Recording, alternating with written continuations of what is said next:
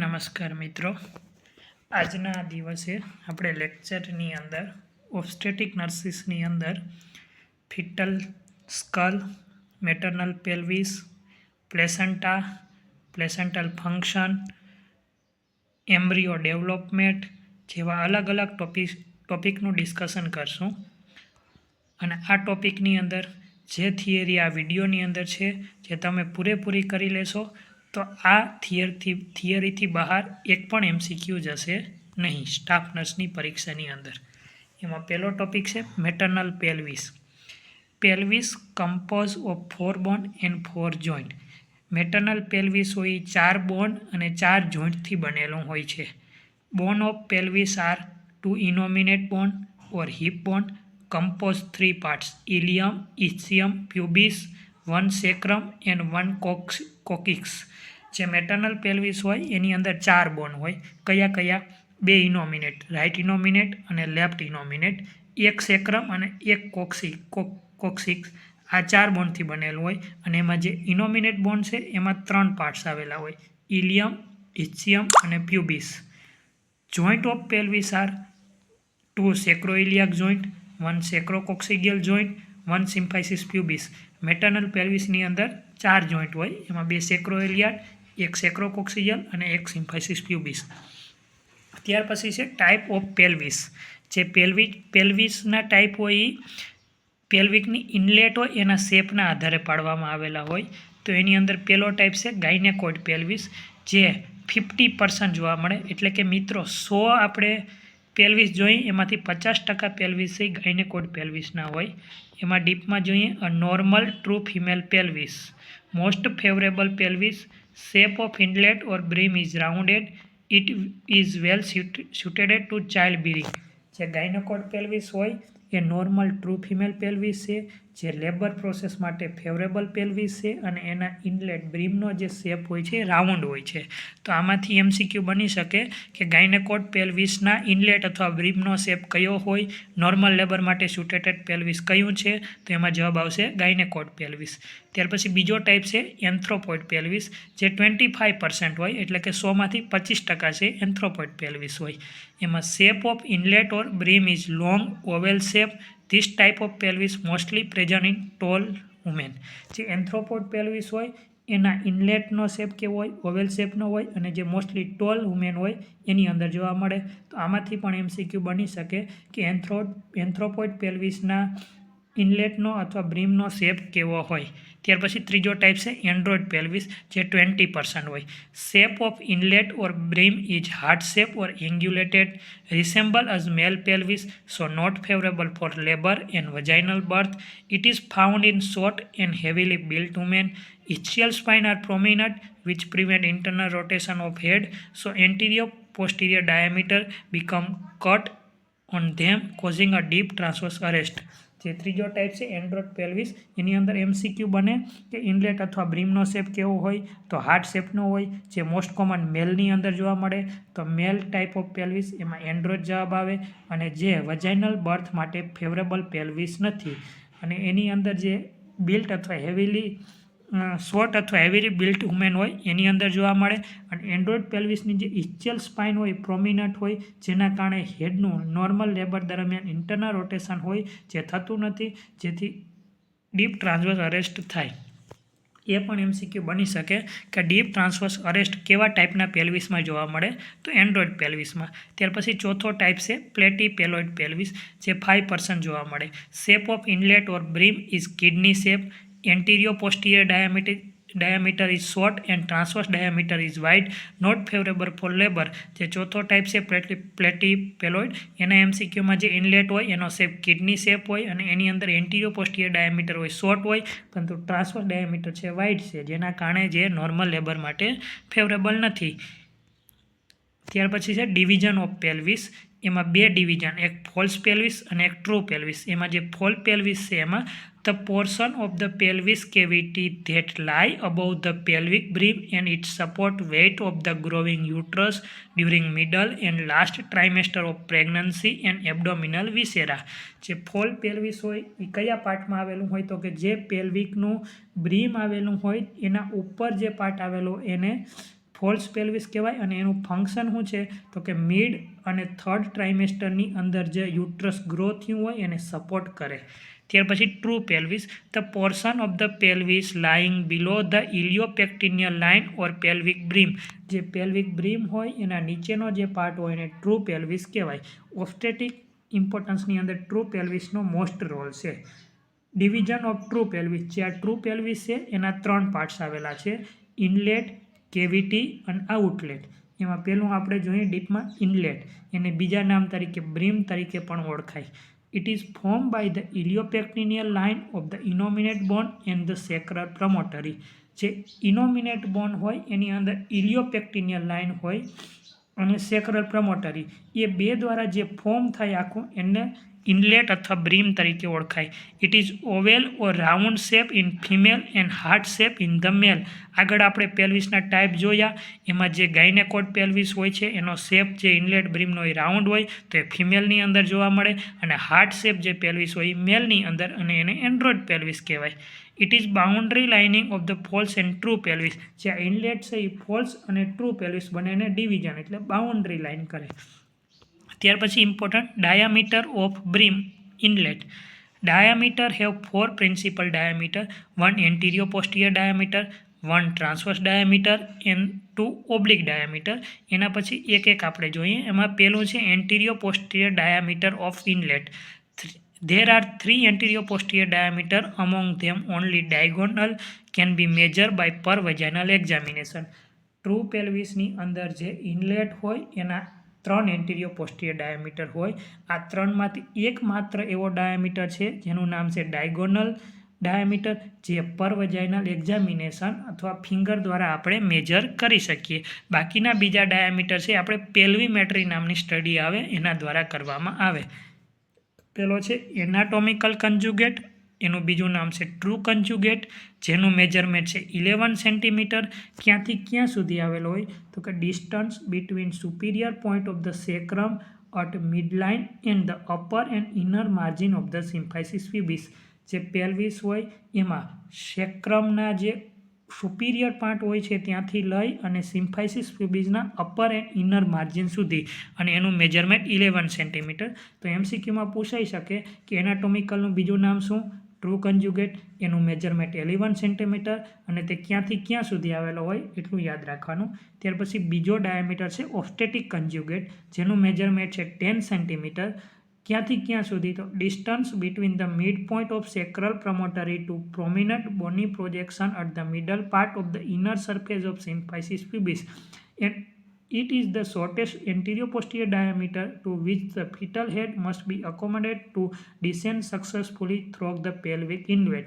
જે બીજો ડાયામીટર છે ઓબ્સ્ટેટિક કન્જ્યુગેટ, એ સેક્રલ પ્રમોટરીના પોઈન્ટથી લઈ અને સિમ્ફાઇસિસ પ્યુબિસના મિડલ પાર્ટ ઇનર સરફેસમાં જે આવેલો હોય ત્યાં સુધી હોય, અને આ એન્ટિરિયર પોસ્ટિરિયર 3 ડાયામીટરમાંનો સૌથી નાનો ડાયામીટર છે, અને લેબર પ્રોસેસ દરમિયાન ફિટલ હેડ છે ડિસેન્ડ થઈ અને આ ડાયામીટરની અંદર એકોમોડેટ થાય, જેથી લેબર પ્રોસેસ દરમિયાન મોસ્ટ ઇમ્પોર્ટન્ટ ડાયામીટર હોય તો તે ઓબ્સ્ટેટિક કન્જ્યુગેટ છે. ત્યાર પછી ત્રીજો ડાયગોનલ કન્જ્યુગેટ, જે 12 સેન્ટીમીટર છે. It is distance between the lower border of symphysis pubis to mid point of sacral promontory. આ એકમાત્ર ડાયામીટર છે કે જે પર વેજાઇનલ એક્ઝામિનેશન દ્વારા આપણે મેજરમેન્ટ કરી શકીએ. ક્યાંથી ક્યાં સુધી આવેલો હોય તો કે સિમ્ફાઇસિસ પ્યુબિસની લોઅર બોર્ડરથી લઈ અને સેક્રલ પ્રમોટરીના મિડ પોઈન્ટ સુધી. ત્યાર પછી પેલ્વિક ઇનલેટના બીજો ડાયામીટર ટ્રાન્સવર્સ ડાયામીટર. ઉપર જે આપણે જોયા 3 એન્ટિરિયર પોસ્ટિરિયર ડાયામીટર હતા, અને હવે બીજો જે ડાયામીટર ટ્રાન્સવર્સ ડાયામીટર જે 13 સેન્ટીમીટર હોય. It is distance between two farthest point on the pelvic brim or iliopectineal line and it is largest diameter of pelvic brim. જે ટ્રાન્સવર્સ ડાયામીટર હોય એ બે ઇલિયોપેક્ટિનિયલ લાઇન વચ્ચેનું જે ડિસ્ટન્સ હોય એને ટ્રાન્સવર્સ ડાયામીટર કહેવાય. તેનું મેજરમેન્ટ 13 સેન્ટીમીટર છે, અને જે પેલ્વિક બ્રીમનો મોટામાં મોટો ડાયામીટર છે. તો આમાં એમસીક્યુ બને કે ટ્રાન્સવર્સ ડાયામીટરનું મેજરમેન્ટ કેટલું હોય અને તે ક્યાંથી ક્યાં સુધી આવેલો હોય. ત્યાર પછી છે પેલ્વિક ઇનલેટનો ત્રીજો ડાયામીટર ઓબ્લિક ડાયામીટર, જે 12 સેન્ટીમીટર છે. Distance between sacroiliac joint to opposite iliopectineal eminence and it is not clinically measurement. જે ઇલિયોપેક્ટિનિયલ એમિનન્સ અને સેક્રોઇલિયાક જોઈન્ટ આ બે વચ્ચેનો જે ડિસ્ટન્સ હોય એને ઓબ્લિક ડાયામીટર કહેવાય. તો રાઇટ સેક્રોઇલિયાક જોઈન્ટથી લઈ અને લેફ્ટ ઇલિયોપ્યુબિક એમિનન્સ સુધી જે આવેલું હોય એને રાઇટ ઓબ્લિક ડાયામીટર કહેવાય. અને જે લેફ્ટ સેક્રોઇલિયાક જોઈન્ટથી લઈ અને રાઇટ ઇલિયોપ્યુબિક એમિનન્સ સુધી આવેલું હોય એને લેફ્ટ ઓબ્લિક ડાયામીટર કહેવાય. અહીં જો આપેલું છે પેલ્વિક, એમાં 3 પાર્ટ હોય. બ્રીમ એટલે ઇનલેટ, કેવિટી અને આઉટલેટ. ત્રણેયની અંદર ડાયામીટર હોય, એન્ટીરિયર પોસ્ટિરિયર હોય, ઓબ્લિક હોય અને ટ્રાન્સવર્સ હોય. તો શોર્ટ યાદ રાખવા માટે બ્રીમની અંદર જે હોય એન્ટીરિયર પોસ્ટિરિયર એ 11 સેન્ટીમીટરના હોય, ઓબ્લિક હોય 12 સેન્ટીમીટરના હોય, ટ્રાન્સવર્સ હોય એ 13 સેન્ટીમીટરના હોય. ત્યાર પછી કેવિટી, એની અંદર જે રાઉન્ડ શેપ હોય એના કારણે ચારેય બાજુથી એનું મેજરમેન્ટ સેમ હોય, તેથી એનું જે મેજરમેન્ટ હોય 12 સેન્ટીમીટર. અને આઉટલેટ હોય એ ઇનલેટનું ઊંધું એટલે એન્ટીરિયર પોસ્ટિરિયર 13, ઓબ્લિક 12 અને ટ્રાન્સવર્સ 11 સેન્ટીમીટર. ત્યાર પછી પેલ્વિકનો બીજો પાર્ટ છે cavity. Diameter of cavity. The cavity is circular in shape and it is not possible to measure its diameter exactly. They all are considered to be 12 centimeter. જે cavity એ round શેપની હોય એટલે round હોય એમાં ચારેય બાજુથી તમે જુઓ તો મેજરમેન્ટ સેમ થતું હોય, જેના કારણે તેના ત્રણેય ડાયામીટર સેમ એટલે 12 સેન્ટીમીટર છે. ત્યાર પછી પેલ્વિકનો બીજો પાર્ટ છે outlet. The lower pelvic opening between the tip of the coccyx, the ischial tuberosity, the lower margin of the symphysis pubis and shape of outlet diamond shape. જે pelvic outlet હોય છે એનો shape diamond શેપનો આવેલો હોય છે, અને જે પોસ્ટિરિયર કોક્સિક્સ, ત્યાર પછી ischial tuberosity અને લોઅર માર્જિનની અંદર symphysis pubis આ બાઉન્ડ્રી દ્વારા આઉટલેટ બને. ડાયામીટર ઓફ પેલ્વિસ એની અંદર આઉટલેટમાં એન્ટીરિયર પોસ્ટિરિયર ડાયામીટર 13 સેન્ટીમીટર હોય. The distance between the tip of the coccyx and the lower edge of the symphysis pubis. તો કોક્સિક્સના જે ટીપ હોય ત્યાંથી લઈ અને સિમ્ફાઇસિસ પ્યુબિસના લોઅર માર્જિન સુધી એન્ટીરિયર પોસ્ટિરિયર ડાયામીટર. ત્યાર પછી બીજો ડાયામીટર છે ટ્રાન્સવર્સ ડાયામીટર, જે 11 સેન્ટીમીટર હોય. It is distance between the inner border of ischial tuberosity. જે ટ્રાન્સવર્સ ડાયામીટર હોય, જે ઇસ્ચિયલ ટ્યુબ્રોસિટી હોય એની બંને વચ્ચેનું જે ડિસ્ટન્સ હોય એને કહેવાય. ત્યાર પછી ત્રીજો ડાયામીટર છે ઓબ્લિક ડાયામીટર, જે 12 સેન્ટીમીટર હોય. Distance between obturator foramen and the sacrospinal ligament. આ બે વચ્ચેનું ડિસ્ટન્સ હોય એને ઓબ્લિક ડાયામીટર કહેવાય. આ ડાયામીટર જે એટલા ત્રણેય ઇનલેટ, કેવિટી અને આઉટલેટના કીધું, એની અંદર 3 વસ્તુ યાદ રાખવાની. એક તો જે ડાયામીટર હોય એનું મેજરમેન્ટ કેટલું છે, ત્યાર પછી તે ક્યાંથી ક્યાં સુધી આવેલું હોય, અને એક ડાયામીટર જે આપણે પર વેજાઇનલ એક્ઝામિનેશન દ્વારા મેજરમેન્ટ કરી શકીએ, ડાયગોનલ કન્જ્યુગેટ. મિત્રો અહીં પેલ્વિક જેના પાર્ટ્સ સાથે એક પિક્ચર આપેલું છે, એની અંદર જે રાઇટ ઇનોમિનેટ બોન, લેફ્ટ ઇનોમિનેટ બોન, જે બે બોન આવેલા મોસ્ટ ઈ છે. ત્યાર પછી સેક્રમ છે અને કોક્સિક્સ છે. એમાં જે ઇનોમિનેટ બોન હોય છે એની અંદર 3 હોય છે, ઇલિયમ, ઇસ્ચિયમ અને પ્યુબિસ. તો કે ઇલિયમ, બે જે પ્યુબિસ બોન જોઈન્ટ થાય એને આપણે સિમ્ફાઇસિસ પ્યુબિસ કહેવાય, એ આપેલું છે. ત્યાર પછી સેક્રોઇલિયાક જોઈન્ટ આપેલું છે, જે સેક્રમ હોય એની ટીપ ઉપર જે પાર્ટ આવેલો હોય એને સેક્રલ પ્રમોટરી કહેવાય. તો આ પિક્ચર જોઈ અને તમને ક્લિયર થઈ ગયું હોય છે. ત્યાર પછી આ જે આપેલું છે એ પેલ્વિસના ડાયામીટરનું આપેલું છે, એની અંદર મેજરમેન્ટ સાથે આપેલું છે, એટલે આ પિક્ચર જોઈ પણ તમે સમજી શકો. આ પણ એક પેલ્વિસના પાર્ટ સાથે પિક્ચર આપેલું છે તમારા ઇઝી માટે. ત્યાર પછી બીજો પોઈન્ટ આપણે જોઈએ, foetal skull. Skull is divide into several zone of obstetric importance. Labour process દરમિયાન ઓબ્સ્ટેટિકના ઇમ્પોર્ટન્સ માટે જે ફિટલ સ્કલ હોય છે એને અલગ અલગ ઝોનની અંદર ડિવાઇડ કરેલા હોય છે. તો કયા કયા zone? Vertex area, brow area, face area, occiput. તો આ પિક્ચરની અંદર અલગ અલગ જે પાર્ટની અંદર ડિવાઇડ કરેલા છે એ આપેલું છે. ફેસ એરિયા કોને કહેવાય? તો કે ચીન અથવા મેન્ટમથી લઈ અને ગ્લેબેલા, જે બે આઈબ્રોની વચ્ચેનો સ્પેસ હોય એને આપણે ફેસ તરીકે ઓળખીએ. ત્યાર પછી બ્રો પાર્ટ કોને કહેવાય? તો કે ગ્લેબેલા, જે બે આઈબ્રો વચ્ચેના પાર્ટથી લઈ અને એન્ટિરિયર ફંટાનેલ સુધી જે પાર્ટ આવેલો હોય એને બ્રો કહેવાય. ત્યાર પછી એન્ટિરિયર ફંટાનેલથી લઈ અને પોસ્ટિરિયર ફંટાનેલ ઓક્સિપુટ સુધી જે પાર્ટ આવેલો હોય એને આપણે વર્ટેક્સ તરીકે ઓળખીએ. અને જે ફિટલ સ્કલ હોય એની અંદર કેટલા બોન હોય એ તો તમને ખબર છે. ફ્રન્ટલ બોન આગળના ભાગમાં હોય, પરાઇટલ બોન, ટેમ્પરલ બોન ઈયર પાસે આવેલું હોય, અને પાછળના ભાગમાં હોય એને ઓક્સિપુટલ બોન કહેવાય. જે એન્ટિરિયર ફંટાનેલ હોય એને આપણે બ્રેગમા તરીકે પણ ઓળખી શકીએ, અને જે પોસ્ટિરિયર ફંટાનેલ હોય એને આપણે લેમ્બડા તરીકે પણ ઓળખી શકીએ. જે એન્ટિરિયર ફંટાનેલ બ્રેગમાં હોય એ ડાયમંડ શેપનું હોય અને પોસ્ટિરિયર ફંટાનેલ છે એ ટ્રાયેન્ગ્યુલર શેપનું હોય છે. તો આ ફિટલ સ્કલ અને એના પાર્ટ્સ. ત્યાર પછી ઇમ્પોર્ટન્ટ છે ડાયામીટર ઓફ ફિટલ સ્કલ. એની અંદર ટ્રાન્સવર્સ ડાયામીટર. તેમાં પેલો છે બાયપરાઇટલ ડાયામીટર, જેનું મેજરમેન્ટ છે 9.5 સેન્ટીમીટર હોય. તો ડિસ્ટન્સ બિટવીન પરાઇટલ એમિનન્સ, બે જે પરાઇટલ બોન્ડના એમિનન્સ હોય એના વચ્ચેનું ડિસ્ટન્સ હોય એને બાયપરાઇટલ ડાયામીટર કહેવાય. ત્યાર પછી બાયટેમ્પોરલ ડાયામીટર, જે 8 સેન્ટીમીટર હોય. To farthest point of coronal suture. Coronal suture હોય તો કોરોનલ સ્યુચર એટલે કે બે ટેમ્પોરલ બોન વચ્ચે જે સ્યુચર આવેલા હોય છે એને કોરોનલ સ્યુચર કહેવાય. એનું જે ડિસ્ટન્સ હોય એને બાયટેમ્પોરલ ડાયામીટર કહેવાય. ત્યાર પછી સુપર સબપરાઇટલ, જે 8.5 સેન્ટીમીટર છે. ડિસ્ટન્સ બિટવીન પોઈન્ટ બિલો 1 એમિનસ ટુ પોઈન્ટ અબોવ અધર પરાઇટલ એમિનન્સ, જે પરાઇટલ બોન્ડના જે પોઈન્ટ આવેલો હોય એને પરાઇટલ એમિનન્સ કહેવાય. એમાં એક ઉપરના ભાગના પરાઇટલ એમિનન્સથી લઈ અને બીજી બાજુ પરાઇટલ બોન્ડના નીચેના પાર્ટ સુધી હોય એને સુપર સબપરાઇટલ ડાયામીટર કહેવાય. બાયમાસ્ટોઇડ ડાયામીટર, જે સૌથી નાનો ડાયામીટર છે ટ્રાન્સવર્સ ડાયામીટરમાં, એ 7.5 સેન્ટીમીટર છે. Distance between tip of both mastoid process, જે બે માસ્ટોઇડ પ્રોસેસ હોય છે એની વચ્ચેનું જે ડિસ્ટન્સ હોય એને બાયમાસ્ટોઇડ ડાયામીટર કહેવાય. અને ત્યાર પછી છે એન્ટિરિયો પોસ્ટિરિયર ડાયામીટર. આ ઇમ્પોર્ટન્ટ છે મિત્રો.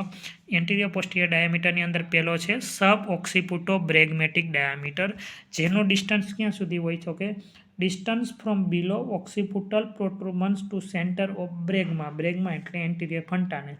સબ ઓક્સિપુટો એટલે ઓક્સિપુટની નીચે, તો જે ઓક્સિપુટલ બોન હોય એના નીચે એક પ્રોટ્રુબન્સ જેવું આવેલું હોય ત્યાંથી લઈ અને એન્ટિરિયર ફંટાનેલ સુધી જે મેજરમેન્ટ હોય એને સબ ઓક્સિપુટો બ્રેગમેટિક ડાયામીટર કહેવાય.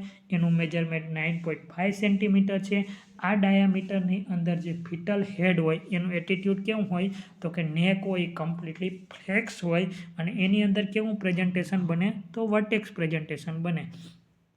આ જે આખું જે ટેબલ આપેલું છે એ ઇમ્પોર્ટન્ટ છે. એવું એમસીક્યુમાં પૂછાઈ શકે કે સબ ઓક્સિપુટો બ્રેગમેટિક ડાયામીટરનું મેજરમેન્ટ કેટલું છે, ત્યાર પછી એની અંદર ફિટલનો એટીટ્યુડ કેવો જોવા મળે, અને જો સબ ઓક્સિપુટો બ્રેગમેટિક ડાયામીટર ડિસેન્ડ થાય તો એમાં પ્રેઝન્ટેશન કયું હોય તો વર્ટેક્સ. ત્યાર પછી બીજો પોઈન્ટ છે sub occipito frontal diameter, distance from below occipital protuberance to centre of frontal bone. Sub occipito frontal એટલે કે જે ઓક્સિપુટની નીચે જે પ્રોટ્રુબન્સ હોય એને આપણે શું કહીએ તો કે ઓક્સિપુટલ પ્રોટ્રુબન્સથી લઈ અને ફ્રન્ટલ બોનના સેન્ટર સુધી જે આવેલું હોય એને સબ ઓક્સિપુટો ફ્રન્ટલ કહેવાય. જેનું મેજરમેન્ટ 10 સેન્ટીમીટર છે. જેમાં ફિટલ હેડ અને એક ઇનકમ્પ્લીટ ફ્લેક્સ હોય છે અને પ્રેઝન્ટેશન વર્ટેક્સ જોવા મળે. ત્યાર પછી ત્રીજું occipito frontal, distance from occipital to glabella, point between two eyebrow. Occipito frontal એની અંદર શું હોય તો કે ઓક્સિપુટથી લઈ અને ફ્રન્ટલ બોનના સેન્ટર કે જેને આપણે ગ્લેબેલા તરીકે ઓળખીએ ત્યાં સુધીનું ડિસ્ટન્સ હોય એને ઓક્સિપુટો ફ્રન્ટલ ડાયામીટર કહેવાય. જેનું મેજરમેન્ટ 11.5 સેન્ટીમીટર છે. જેની અંદર ફિટલ હેડ માર્ક ડિફ્લેક્શન હોય છે અને પ્રેઝન્ટેશન હોય એ વર્ટેક્સ હોય. ત્યાર પછી ચોથો ડાયામીટર છે mento vertical, distance from mentum to highest point of vertex.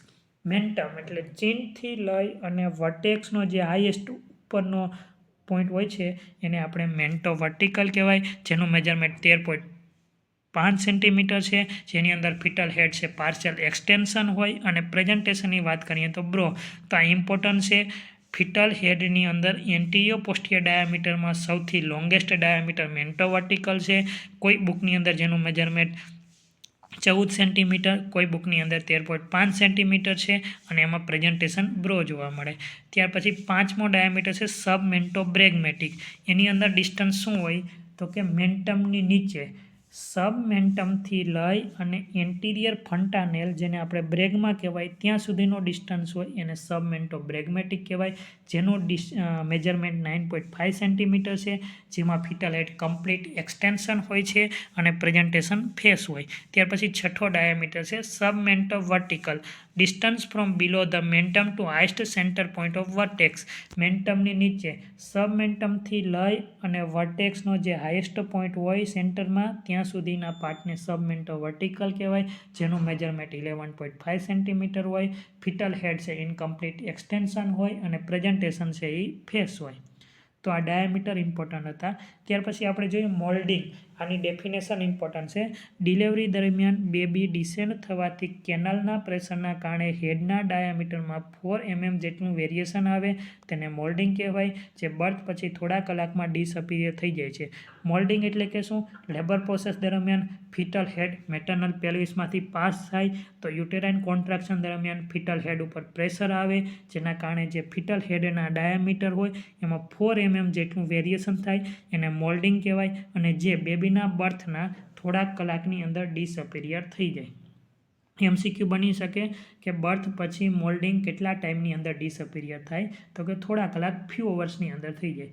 Grading of moulding એના આધારે MCQ બને, જેમાં grade 1 the bone touching but not overlapping, જે ગ્રેડ હોય એની અંદર ડાયામીટરમાં ચેન્જીસ થાય, જેના કારણે જે બોન હોય એકબીજાને ટચ કરે પણ એકબીજાની ઉપર ઓવરલેપ થતા નથી. જ્યારે ગ્રેડ 2ની અંદર overlapping but easily separated, overlap થાય પણ આરામથી પાછા સેપરેટ થઈ અને હતા એવી રીતે આવી જાય. ત્યાર પછી ગ્રેડ 3ની અંદર ફિક્સ ઓવરલેપિંગ થાય, તો કે એકબીજાની ઉપર ઓવરલેપ થઈ જાય અને તે ફિક્સ થઈ જાય, એને ગ્રેડ 3 કહેવાય. ત્યાર પછી છે caput succedaneum, diffuse oedema of fetal scalp that crossed the suture line. It occurred due to compression of fetal head against the maternal pelvis, which impaired venous return, forcing serum into the interstitial tissue of scalp of fetus. કેપોટ સક્સીડેનમ એની અંદર 3-4 MCQ મને. કેપોટ સક્સીડેનમ એટલે કે શું? Delivery દરમિયાન જે foetal હેડ maternal પેલ્વિસમાંથી pass થાય, જેના કારણે ફિટલ હેડમાં પ્રેશર આવે, જેથી વિનસ રિટર્ન છે ઓબ્સ્ટ્રક અથવા ઇમ્પેડ થાય, જેથી જે સિરમ આવેલું હોય છે એ ફોર્સફુલી ઇન્ટરટિશિયલ ટિશ્યુમાં આવે, જેના કારણે એક ડિફ્યુઝ એડિમા એટલે સ્વેલિંગ જેવું થાય, એને આપણે કેપોટ સક્સીડેનમ કહેવાય, અને જે સ્યુચર લાઇન ક્રોસ કરે છે. Disappear within 24 to 48 hour after birth, જે બર્થ પછી 24 થી 48 કલાકમાં જેવી રીતે ફિટલ હેડ હતું એવી રીતે થઈ જાય. તો આ 2 MCQ બને. એક તો કેપોટ સક્સીડેનમ જેની અંદર સ્યુચર લાઇન ક્રોસ કરે છે, અને જે ડિસઅપિયર 24 થી 48 કલાકની અંદર થઈ જાય. આ ફિટલ હેડનું જે એક પિક્ચર આપેલું છે, જેની અંદર તમે જોઈ શકો છો કે ડાયામીટરની આપણે પહેલાં જોઈએ તો સબ ઓક્સિપુટો બ્રેગમેટિક, જેની અંદર શું છે તો કે ઓક્સિપુટ હોય ત્યાંથી લઈ અને બ્રેગમાં સુધી હોય એને સબ ઓક્સિપુટો બ્રેગમેટિક કહેવાય. ત્યાર પછી સબ ઓક્સિપુટો ફ્રન્ટલ, તો કે સબ ઓક્સિપુટથી લઈ અને જે ગ્લેબેલા એટલે ફ્રન્ટલ બોનનો સેન્ટર પાર્ટ હોય ત્યાં સુધી સબ ઓક્સિપુટો ફ્રન્ટલ, અને ઓક્સિપુટો ફ્રન્ટલની અંદર તો કે ઓક્સિપુટથી લઈ અને ફ્રન્ટલ બોનના સેન્ટર સુધી તેને ઓક્સિપુટો ફ્રન્ટલ કહેવાય. ત્યાર પછી તો કે મેન્ટો વર્ટિકલ, તો કે મેન્ટમથી લઈ અને જે વર્ટેક્સનો હાઈએસ્ટ પોઈન્ટ હોય છે તેને મેન્ટો વર્ટિકલ કહેવાય. સબ મેન્ટો બ્રેગમેટિક, તો કે સબ મેન્ટમથી લઈ અને બ્રેગમાં સુધી અને સબ મેન્ટો બ્રેગમેટિક, અને સબ મેન્ટો વર્ટિકલ, તો કે સબ મેન્ટમથી લઈ અને વર્ટિકલ સુધી હોય એને સબ મેન્ટો વર્ટિકલ તરીકે ઓળખાય. ત્યાર પછી છે development of zygote and placenta. એમાં પેલું development of zygote morula. After 30 hours of fertilization, zygote fertilized ovum divide into 2 cells by mitotic division. જ્યારે મેચ્યોર ઓવમ અને સ્પર્મ ફેલોપિયન ટ્યુબના એમ્પ્યુલા પાર્ટની અંદર એકબીજાને મળે અને તેનું ફ્યુઝન થાય, તેને ફર્ટિલાઇઝેશન તરીકે ઓળખાય. હવે જે આ ફર્ટિલાઇઝ થયેલું ઓવમ હોય એને આપણે ઝાયગોટ તરીકે ઓળખીએ. જે ફર્ટિલાઇઝેશનના 30 કલાક પછી તેમાં મિટોટિક ડિવિઝન થાય અને એકમાંથી 2 સેલ બને. These cells divide again and again by mitotic division and form cluster of cells called mellula. જે આ 2 સેલ હોય એનું અગેન અને અગેન ફરી અને ફરી મિટોટિક ડિવિઝન દ્વારા સેલ ડિવિઝન થાય, અને જેમાંથી 16 એટલે 16 સેલ બને, જેને આપણે મોરુલા તરીકે ઓળખીએ. Morula remain in uterine tube for 3 days, then enter in uterine cavity in 16 to 16 4-cell stage after 3 days, usually in 32 stage. જે મોરુલા હોય જે ફેલોપિયન ટ્યુબની અંદર 3 દિવસ માટે ત્યાં જ રહે છે. ત્યાર પછી 3 દિવસ પછી જે યુટેરાઇન કેવિટી એટલે કે યુટ્રસની અંદર એન્ટર થાય છે. કેટલા સેલની અંદર? તો કે 16 થી 64 સેલની અંદર, મોસ્ટલી 32 સેલની અંદર જે એન્ટર થતું હોય. તો આમાંથી 3 MCQ બની શકે. ફર્ટિલાઇઝેશન એટલે શું? તો કે મેચ્યોર ઓવમ અને સ્પર્મ બેનું ફ્યુઝન થાય, તેને ફર્ટિલાઇઝેશન કહે. ફર્ટિલાઇઝેશન થયા બાદ તેને કયા નામ તરીકે ઓળખાય? તો ઝાયગોટ તરીકે ઓળખાય.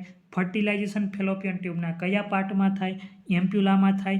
ફર્ટિલાઇઝેશન થયા પછી મોરુલા બને છે તે કેટલા સેલનું હોય તો 16 સેલનું હોય છે. ત્યાર પછી મોરુલા ફેલોપિયન ટ્યુબની અંદર કેટલા દિવસ માટે રહે છે 3 દિવસ માટે.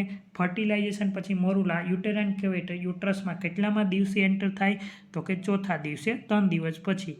એટલા MCQ આમાંથી બની શકે. ત્યાર પછી બ્લાસ્ટોસિસ્ટ. On 4th and 5th day, morula remain free in uterine cavity. During this time, fluid secreted by zona pellucid, outermost layer of morula, form fluid-filled cavity known as blastocyst in the morula. હવે જે યુટ્રસની અંદર morula આવી ગયું તે ચોથા અને 5મા દિવસ 2 દિવસ માટે યુટ્રસમાં ફ્રી રહે.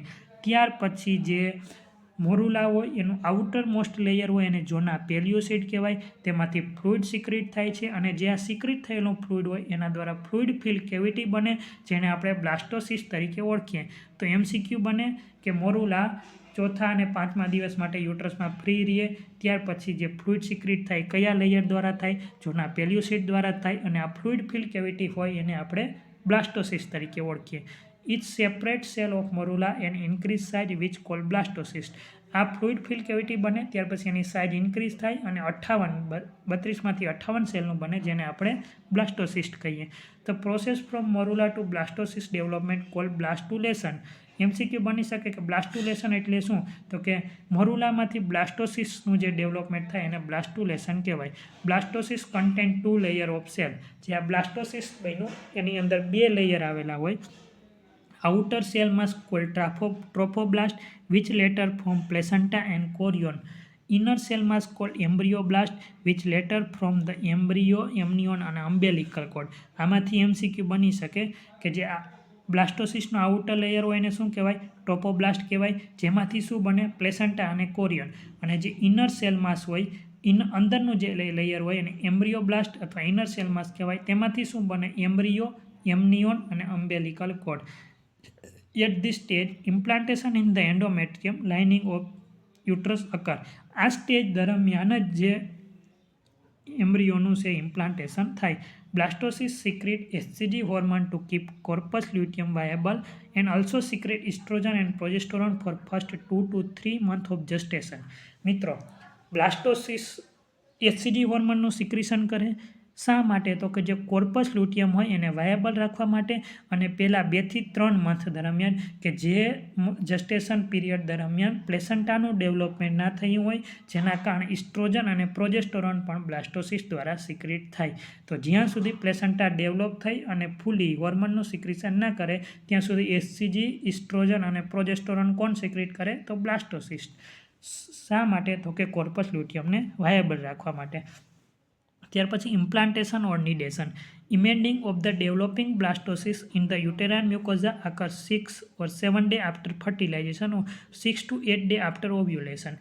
અહીં એક મોસ્ટ ઇમ્પોર્ટન્ટ MCQ 2-3 વાર આવી ગયેલો છે કે ફર્ટિલાઇઝેશન પછી એમ્બ્રિયોનું ઇમ્પ્લાન્ટેશન કેટલામાં દિવસે થાય તો કે 6થા અથવા 7મા દિવસે અને જો ઓવ્યુલેશન પછી પૂછે તો 6થા અથવા 8મા દિવસે.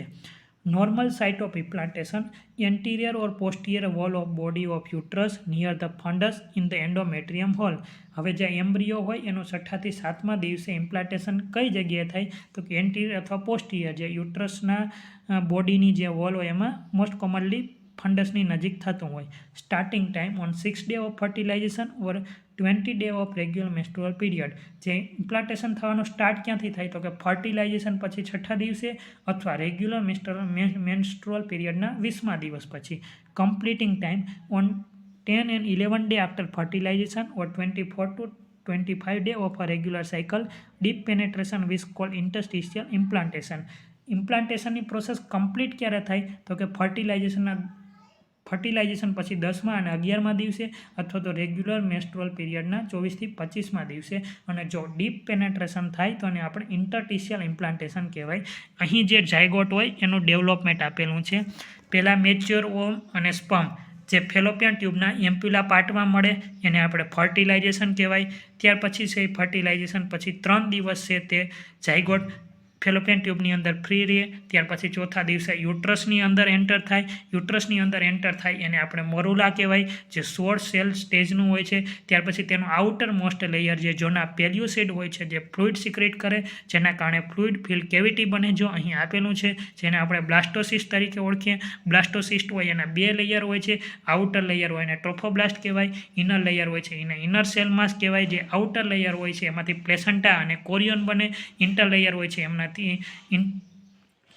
ઇન્ટરનલ લેયર હોય છે એમાંથી એમ્બ્રિયો બને, એમનિયોટિક ફ્લુઇડ બને અને એમ્બ્રિયોન અને એમ્બ્રિયો બને. તો આ હતું zygote development.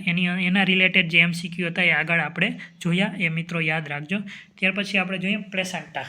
The oval or discoid spongy structure in the uterus from which the fetus derive its nourishment and oxygen. Placenta એટલે શું? જે ઓવેલ અને ડિસ્કોઇડ જેવું સ્પંજી સ્ટ્રક્ચર છે અને જેમાંથી જસ્ટેશન પીરિયડ દરમિયાન ફિટસ ઓક્સિજન અને નરિશમેન્ટ મેળવે, જેને પ્લેસેન્ટા કહેવાય. તો MCQ આવી શકે કે પ્લેસેન્ટાનો શેપ કેવો હોય? ઓવેલ અથવા ડિસ્કોઇડ શેપ હોય.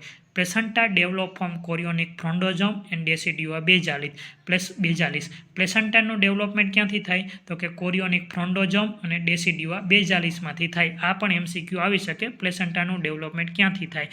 It start to develop at 6 week and complete at 12 week. આ MCQ આવી શકે કે પ્લેસેન્ટાનું ડેવલપમેન્ટ કેટલામાં વીકથી થાય? તો 6 વીક, અને કમ્પ્લીટ ક્યારે થાય? તો 12 વીક. ત્યાર પછી પ્લેસેન્ટા એટમ, આ ઇમ્પોર્ટન્ટ છે મિત્રો. શેપ સર્ક્યુલર ડિસ્ક, ડાયામીટર 15 થી 20 centimetre, thickness 3 centimetre at center, weight about 500 gram, weight ratio of placenta with fetal when 1:6. આ 5 પોઈન્ટ યાદ જ રાખજો મિત્રો. એનો શેપ પૂછાઈ શકે, એનો ડાયામીટર પણ MCQમાં આવી શકે, થિકનેસ, વેટ તો પ્લેસેન્ટાનો 3-4 વખત MCQમાં પૂછાઈ ગયેલો છે આગળની એક્ઝામમાં. ત્યાર પછી વેટ રેશિયો પ્લેસેન્ટા વિથ ફિટસ, એ પણ આવી ગયેલું છે MCQમાં. ત્યાર પછી પ્લેસેન્ટાની 2 સરફેસ હોય, એક મેટર્નલ સરફેસ જે મધરની સાઈડ આવેલી હોય અને ફિટલ સરફેસ જે ફિટલ સાઈડ આવેલી હોય. મેટર્નલ સરફેસ હોય એની સાઈડ પ્લેટ આવેલી હોય અને બેઝલ પ્લેટ કહેવાય.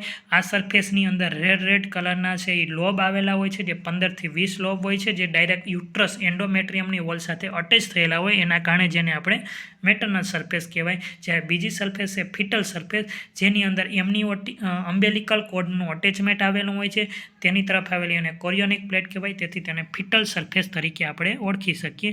આ પ્લેસેન્ટાનું પિક્ચર છે. તો જો ઉપરની તરફ શાઇની જેવી જે સરફેસ દેખાય ફિટલ છે, જેમાં અમ્બેલિકલ કોર્ડનું ઇન્સર્શન છે, તેની ઓપોઝિટ સાઈડ રેડ કલરના લોબ આવેલા હોય છે, જેને આપણે મેટર્નલ સરફેસ કહીએ. ત્યાર પછી structure of placenta. Placenta consist 2 plate, outer cord chorionic and inner cord basal plate. પ્લેસેન્ટામાં 2 પ્લેટ હોય, આઉટ સાઈડ બહારની સાઈડ હોય ને કોરિયોનિક કહેવાય, અંદરની સાઈડ હોય ને બેઝલ પ્લેટ કહેવાય. તો આ MCQ બની શકે કે બહારની સાઈડ પ્લેસેન્ટામાં કઈ પ્લેટ હોય અને અંદરની સાઈડ કઈ હોય. Space between plate called intervillous space which contains stem, villi and it branch. જે આ 2 પ્લેટ વચ્ચેની સ્પેસ આવેલી હોય અને ઇન્ટરવિલિયર સ્પેસ કહેવાય, અને એની અંદર સ્ટેમ, વિલાય અને એની બ્રાન્ચ આવેલી હોય. Intervillous space also filled by slow flowing of maternal blood. જ્યાં 2 પ્લેટ વચ્ચે જગ્યા હોય એને ઇન્ટરનલ સ્પેસ કહેવાય, જ્યાં મેટર્નલ બ્લડ ફિલ થતું હોય અને એમાંથી એક્સચેન્જ થઈ અને ફિટલને ઓક્સિજનેટેડ બ્લડ મળે. Stem villi originated from chorionic plate and extend toward basal plate. જે સ્ટીમ વિલાય છે એ કોરિયોનિક પ્લેટથી બેઝલ પ્લેટ સુધી આવેલી હોય. Stem villi from primary, secondary, tertiary villi according the progressive development. જેમ જેમ પ્લેસેન્ટાનું ડેવલપમેન્ટ થતું જાય તેમ સ્ટેમ વિલાય પ્રાઇમરી, સેકન્ડરી અને ટર્સરી એવી રીતે ડેવલપમેન્ટ થાય. Human placenta contain 60 stem villi. આ MCQ આવી શકે કે હ્યુમન પ્લેસેન્ટામાં કેટલી સ્ટીમ વિલાય હોય? તો 60. Villi are functional unit of placenta because villi are responsible for exchange between maternal and fetal blood. મિત્રો, જેવી રીતે આપણે નર્વસ સિસ્ટમનો ફંક્શનલ યુનિટ જોઈએ તો ન્યુરોન છે, એવી રીતે આપણે બોડીનો ફંક્શનલ યુનિટ જોઈએ તો સેલ છે, એવી જ રીતે પ્લેસેન્ટાની અંદર ફંક્શનલ યુનિટ MCQમાં પૂછાય તો આપણે વિલાય લખવાનો, કારણ કે જે મેટર્નલ અને ફિટલ બ્લડનું એક્સચેન્જ કરે, જેનો મોસ્ટ કોમન રોલ હોય, એટલે વિલાય ફંક્શનલ યુનિટ છે. Few villi cause anchoring of placenta to decidua and some provide nutrition to fetus. જે ટોટલ 60 વિલાય આવેલી છે એમાંથી કેટલીક વિલાય છે ડેસિડ્યુમાં એન્ટર થાય અને તેમાંથી ફિટસને ન્યુટ્રિશન પ્રોવાઈડ કરે. ત્યાર પછી પ્લેસેન્ટા સર્ક્યુલેશન. તો એની અંદર 2 સર્ક્યુલેશન હોય, મેટર્નલ યુટેરોપ્લાસેન્ટલ સર્ક્યુલેશન, પ્લેસન્ટા એન્ડોમેટ્રિયમમાં જે અટેચ થયેલી હોય છે ત્યાંથી મધરમાંથી બ્લડ લઈ અને ઇન્ટરવિલિયસ સ્પેસમાં આવે. આના રિલેટેડ જે સર્ક્યુલેશન હોય એને મેટર્નલ યુટ્રોપ્લાસન્ટલ, યુટ્રસ અને પ્લાસન્ટલ વચ્ચે એટલે યુટેરોપ્લાસન્ટલ સર્ક્યુલેશન. અને બીજું છે ફિટોપ્લાસન્ટલ સર્ક્યુલેશન. ઇન્ટરવિલિયસ સ્પેસમાંથી ઓક્સિજનેટેડ બ્લડ અને ન્યુટ્રિયન્ટ અમ્બેલિકલ વેન દ્વારા ફિટસને પ્રોવાઈડ કરે તો ફિટસ અને પ્લેસન્ટા બંને વચ્ચે જે સર્ક્યુલેશન થાય તેને ફિટોપ્લાસન્ટલ સર્ક્યુલેશન કહે. ફંક્શન ઓફ પ્લેસન્ટાના અલગ અલગ ફંક્શન હોય એ પણ એમસીક્યુમાં આવી શકે કે નીચેનામાંથી કયું ફંક્શન પ્લેસન્ટાનું છે અથવા નીચેનામાંથી કયું ફંક્શન પ્લેસન્ટાનું નથી. એમાં પહેલું છે એક્સક્રીટરી ફંક્શન. ફિટસની અંદર જે વેસ્ટ પ્રોડક્ટ હોય, યુરિન હોય, યુરિક એસિડ હોય, બિલીરુબિન હોય, કાર્બન ડાયોક્સાઇડ હોય જેવા વેસ્ટ પ્રોડક્ટનું પ્લેસન્ટા એક્સક્રીશન કરે છે. ત્યાર પછી રેસ્પિરેટરી ફંક્શન, તો કે પ્લેસન્ટા દ્વારા ફિટસને O2 અને CO2 ગેસનું એક્સચેન્જ થાય. ત્યાર પછી ન્યુટ્રિટિવ ફંક્શન, ફિટસને ગ્લુકોઝ હોય, એમાઇનો એસિડ હોય, વિટામિન હોય, મિનરલ હોય, વોટર હોય વગેરે જેવા જે ન્યુટ્રિયન્ટ હોય એ પણ પ્લેસન્ટા દ્વારા પ્રોવાઈડ કરવામાં આવે. બેરિયર ફંક્શન, તો કે પ્લેસન્ટા દ્વારા ફિટસને ઇન્ફેક્શન લગતું અટકાવે, ઇમ્યુનિટી પ્રોવાઈડ કરે જેથી બેરિયર ફંક્શન પણ હોય. ઇમ્યુનોલોજીકલ ફંક્શન, તો કે જે મધરમાંથી આઈજીજી નામનું ઇમ્યુનોગ્લોબ્યુલિન હોય પ્લેસન્ટા ક્રોસ કરી અને ફિટસમાં જાય. આ એમસીક્યુ આવી શકે કે કયું ઇમ્યુનોગ્લોબ્યુલિન પ્લેસન્ટા ક્રોસ કરે તો આઈજીજી. ત્યાર પછી એન્ડોક્રાઇન ફંક્શન, પ્લેસન્ટા દ્વારા કેટલાક પ્રકારના હોર્મોનનું સિક્રેશન થાય જેમ કે એચસીજી હોય, ઇસ્ટ્રોજન હોય, પ્રોજેસ્ટેરોન એટલે એન્ડોક્રાઇન ફંક્શન પણ કરે. સ્ટોરેજ ફંક્શન, કેટલાક ન્યુટ્રિયન્ટ હોય જેમ કે ગ્લુકોઝ હોય, એમાઇનો એસિડ હોય, વિટામિન હોય, મિનરલ હોય જે ફિટસને જરૂરિયાત હોય એટલે આપે, વધારાના હોય પ્લેસન્ટામાં સ્ટોરેજ થાય. ત્યાર પછી અમ્બેલિકલ કોડ ઓર ફ્યુનિસ. આ એમસીક્યુ આવી શકે કે અમ્બેલિકલ કોડનું બીજું નામ શું છે તો આપણે એને ફ્યુનિસ તરીકે ઓળખીએ. આગળ એક વખત આ એમસીક્યુ આવેલો છે સ્ટાફ નર્સની પરીક્ષામાં. A connective link between umbilical of fetus to fetal surface of placenta. Fetus અને પ્લેસન્ટાની ફિટલ સરફેસ આ બંને વચ્ચે જે લિંક આવેલી હોય એને આપણે અમ્બેલિકલ કોડ એના દ્વારા બંને લિંકથી જોઈન્ટ થાય. At beginning umbilical cord contain 4 vessels, 2 artery and 2 vein, but at 4 months one umbilical vein disappears, so after 4 months umbilical cord contain only 3 vessels, 2 artery and 1 vein. આ ઇમ્પોર્ટન્ટ છે મિત્રો. જ્યારે પ્લેસન્ટાનું ડેવલપમેન્ટ થતું હોય, ફિટસનું ડેવલપમેન્ટ થતું હોય ત્યારે શરૂઆતમાં 4 એની અંદર વેસલ્સ હોય, 2 આર્ટરી અને 2 વેન. પરંતુ જસ્ટેશન જેમ ફિટસનું ડેવલપમેન્ટ થતું તેમ 4 મહિના પછી અમ્બેલિકલ વેનમાંથી 1 વેસલ્સ ડિસઅપિયર થાય અને છેલ્લે 2 આર્ટરી અને 1 વેન રહે. તો જો મિત્રો પૂછે કે અમ્બેલિકલ કોડની અંદર શરૂઆતમાં કેટલી વેસલ હોય 4 મંથ સુધી તો 4 વેસલ્સ હોય. 4 મંથ પછી પૂછે તો 3 વેસલ્સ હોય જેની અંદર 2 આર્ટરી અને 1 વેન. તો umbilical artery carry deoxygenated blood from the fetus to the placenta. ફિટસમાંથી જે ડીઓક્સિજનેટેડ બ્લડ અને વેસ્ટ પ્રોડક્ટ હોય અમ્બેલિકલ આર્ટરી દ્વારા પ્લેસન્ટામાં લઈ આવે જેથી પ્લેસન્ટાનું ફંક્શન હતું excretory function. This oxygenated blood return to the fetus through the umbilical vein. હવે જે પ્લેસન્ટાના ઇન્ટરવિલિયસ સ્પેસમાંથી ન્યુટ્રિયન્ટ અને ઓક્સિજનેટેડ બ્લડ છે અમ્બેલિકલ વેન દ્વારા ફિટસને પ્રોવાઈડ થાય. તો અહીં એમસીક્યુ બની શકે કે અમ્બેલિકલ આર્ટરીમાં કેવા ટાઈપનું બ્લડ હોય તો ડીઓક્સિજનેટેડ હોય, જ્યારે અમ્બેલિકલ વેનની અંદર કેવા ટાઈપનું બ્લડ હોય તો ઓક્સિજનેટેડ બ્લડ હોય. Blood vessels of cord are surrounded by a gelatinous substance cord વોટસન જેલી. જે અમ્બેલિકલ કોડ હોય એની ફરતે જીલેટિનિયસ વ્હાઇટ નામનું સબસ્ટન્સ હોય જેને આપણે વોટસન જેલી તરીકે ઓળખીએ. આ પણ એમસીક્યુ આવી શકે કે જીલેટિનિયસ સબસ્ટન્સ હોય જે કોડની આજુબાજુ એને કયા નામથી ઓળખાય. Normal length of umbilical cord is 30 to 100 centimetre. Average પૂછે તો 50 સેન્ટીમીટર. આ એમસીક્યુ આવી શકે. અમ્બેલિકલ કોડની એવરેજ લેન્થ કેટલી હોય 50 સેન્ટીમીટર. રેન્જમાં પૂછે તો 30 થી 100 metre. Normal diameter is 1.5 centimetre. Umbilical કોડનો ડાયામીટર પણ પૂછાય તો 1.5 centimetre. Abnormal long more than 100 centimetre and short cord less than 20 centimetre. હવે જો અમ્બેલિકલ કોડ 20 સેન્ટીમીટર કરતાં ઓછી લેન્થમાં હોય તો આપણે એને શોર્ટ કોડ કહીએ અને 100 સેન્ટીમીટર કરતાં વધારે હોય તો આપણે એને લોંગ કોડ કહીએ. જો લોંગ કોડ હોય તો તેના કારણે લૂપ અરાઉન્ડ ધ નેક નામનો કોમ્પ્લિકેશન એટલે કે બેબીના નેકની આજુબાજુ કોડ લૂપ લે એવું થઈ શકે. Presence of single artery related to malformation of congenital anomaly. Example renal malformation. આગળ આપણે જોયું કે અમ્બેલિકલ કોર્ડની અંદર 3 વેસલ્સ પ્રેઝન્ટ હોય, જેની અંદર 2 આર્ટરી અને 1 વેન. જો આમાં 1 આર્ટરી મિસિંગ હોય તો બેબીની અંદર કન્જેનાઇટલ માલફોર્મેશન થવાના ચાન્સ રહે, જેમ કે રિનલ માલફોર્મેશન. આ એમસીક્યુ આવી શકે કે અમ્બેલિકલ કોર્ડની અંદર 1 અમ્બેલિકલ આર્ટરી મિસિંગ છે તો શું હોઈ શકે, તો બેબીની અંદર malformation. Long cord may cause loop around the neck, એ આગળ આપણે જોયું. ત્યાર પછી આપણે જોઈએ abnormality of placenta and umbilical cord. એમાં પહેલું છે placenta succenturiata. The placenta has 1 or 2 small accessory lobe completely separated from the main placenta and blood vessel pass from small lobe to the main lobe. આની અંદર શું હોય, પ્લેસન્ટા હોય જે normally main પ્લેસન્ટા હોય તો આવેલી હોય, પણ સાથે બીજો એક અલગ સેપરેટ નાનો એવો લોબ આવેલો હોય છે, અને નાના લોબમાંથી મોટા લોબની અંદર એક વેસલ્સ બ્લડ વેસલ્સ કનેક્ટ આવેલી હોય, જેને પ્લેસન્ટા સક્સિન્યુરેટા કહેવાય. મિત્રો આ એમસીક્યુમાં આવી શકે છે, એક મેન પ્લેસન્ટા સિવાયનો નાનો લોબ આવેલો હોય તો કેવા ટાઈપના પ્લેસન્ટામાં જોવા મળે. અહીં પિક્ચરની અંદર તમે જોઈ શકો છો કે આપેલો છે એક મેન પ્લેસન્ટા, ત્યાર પછી બાજુમાં નાનો સ્મોલ લોબ આપેલો છે, અને સ્મોલ લોબમાંથી બ્લડ વેસલ મેન પ્લેસન્ટામાં જાય. ત્યાર પછી બીજો ટાઈપ છે પ્લેસન્ટા સ્પુરિયા. an outlying portion of the placenta that has no vascular connection. પ્લેસન્ટા સ્પુરિયા એટલે શું, તો કે મેન પ્લેસન્ટા સિવાય બહારની બાજુ એક નાનો એવો પોર્શન આવેલો હોય, પરંતુ તેમાં વાસ્ક્યુલર કનેક્શન હોતું નથી. ત્યાર પછી placenta duplex, triplex or multiplex. The placenta has 2 or more separate lobe and the umbilical cord branch sending vessel to each lobe. એક મેન પ્લેસન્ટા આવેલી હોય, સાથે એની જોડે 2, 3 અથવા તેના કરતાં વધારે લોબ. જે પ્લેસન્ટા સક્સિન્યુરેટા જોયો હતો ને, એમાં એક પ્લેસન્ટા સાથે એક નાનો લોબ આવેલો હતો, પણ આની અંદર એક પ્લેસન્ટા સાથે 2, 3 અથવા એના કરતાં વધારે લોબ હોય. જો 2 લોબ હોય તો એને પ્લેસન્ટા ડુપ્લેક્સ કહેવાય, 3 લોબ હોય તો પ્લેસન્ટા ટ્રિપ્લેક્સ કહેવાય, અને 3 કરતાં વધારે હોય તો પ્લેસન્ટા મલ્ટીપ્લેક્સ. અને આ દરેક લોબની અંદર વાસ્ક્યુલર કનેક્શન હોય. ત્યાર પછી placenta fenestrate, a placenta in which portion of the placental tissue is thinning or absent. The placenta has failed to develop at a small area and has the appearance like a window which is covered by membrane. પ્લેસન્ટા ફેનેસ્ટ્રેટની અંદર શું હોય છે, તો કે જે પ્લેસન્ટાના બહારની બાજુ tissue હોય જે એબસન્ટ અથવા થીન હોય, જેના કારણે પ્લેસન્ટાનો એક નાનો એવો પાર્ટ ડેવલપમેન્ટ થવામાં ફેલ જાય અને એક વિન્ડો જેવું દેખાય. Circumvallate placenta, an opaque ring on the fetal surface of the placenta due to doubling back of fetal membrane on fetal surface of placenta.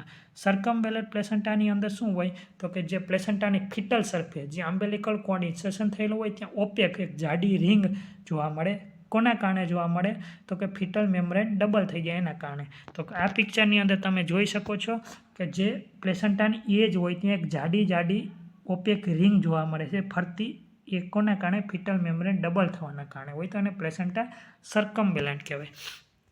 પ્લેસન્ટા marginata, a thin fibrous ring is present at the margin of chorionic plate where fetal blood vessels superior to terminate. જે પ્લેસન્ટા હોય એની અંદર કોરિયોનિક plate એટલે mother side જે plate આવેલી હોય, એમાં foetal blood vessels જ્યાં ટર્મિનેટ થતી હોય ત્યાં એક નાની થિન રિંગ જોવા મળે, એને પ્લેસન્ટા માર્જિનેટા કહેવાય.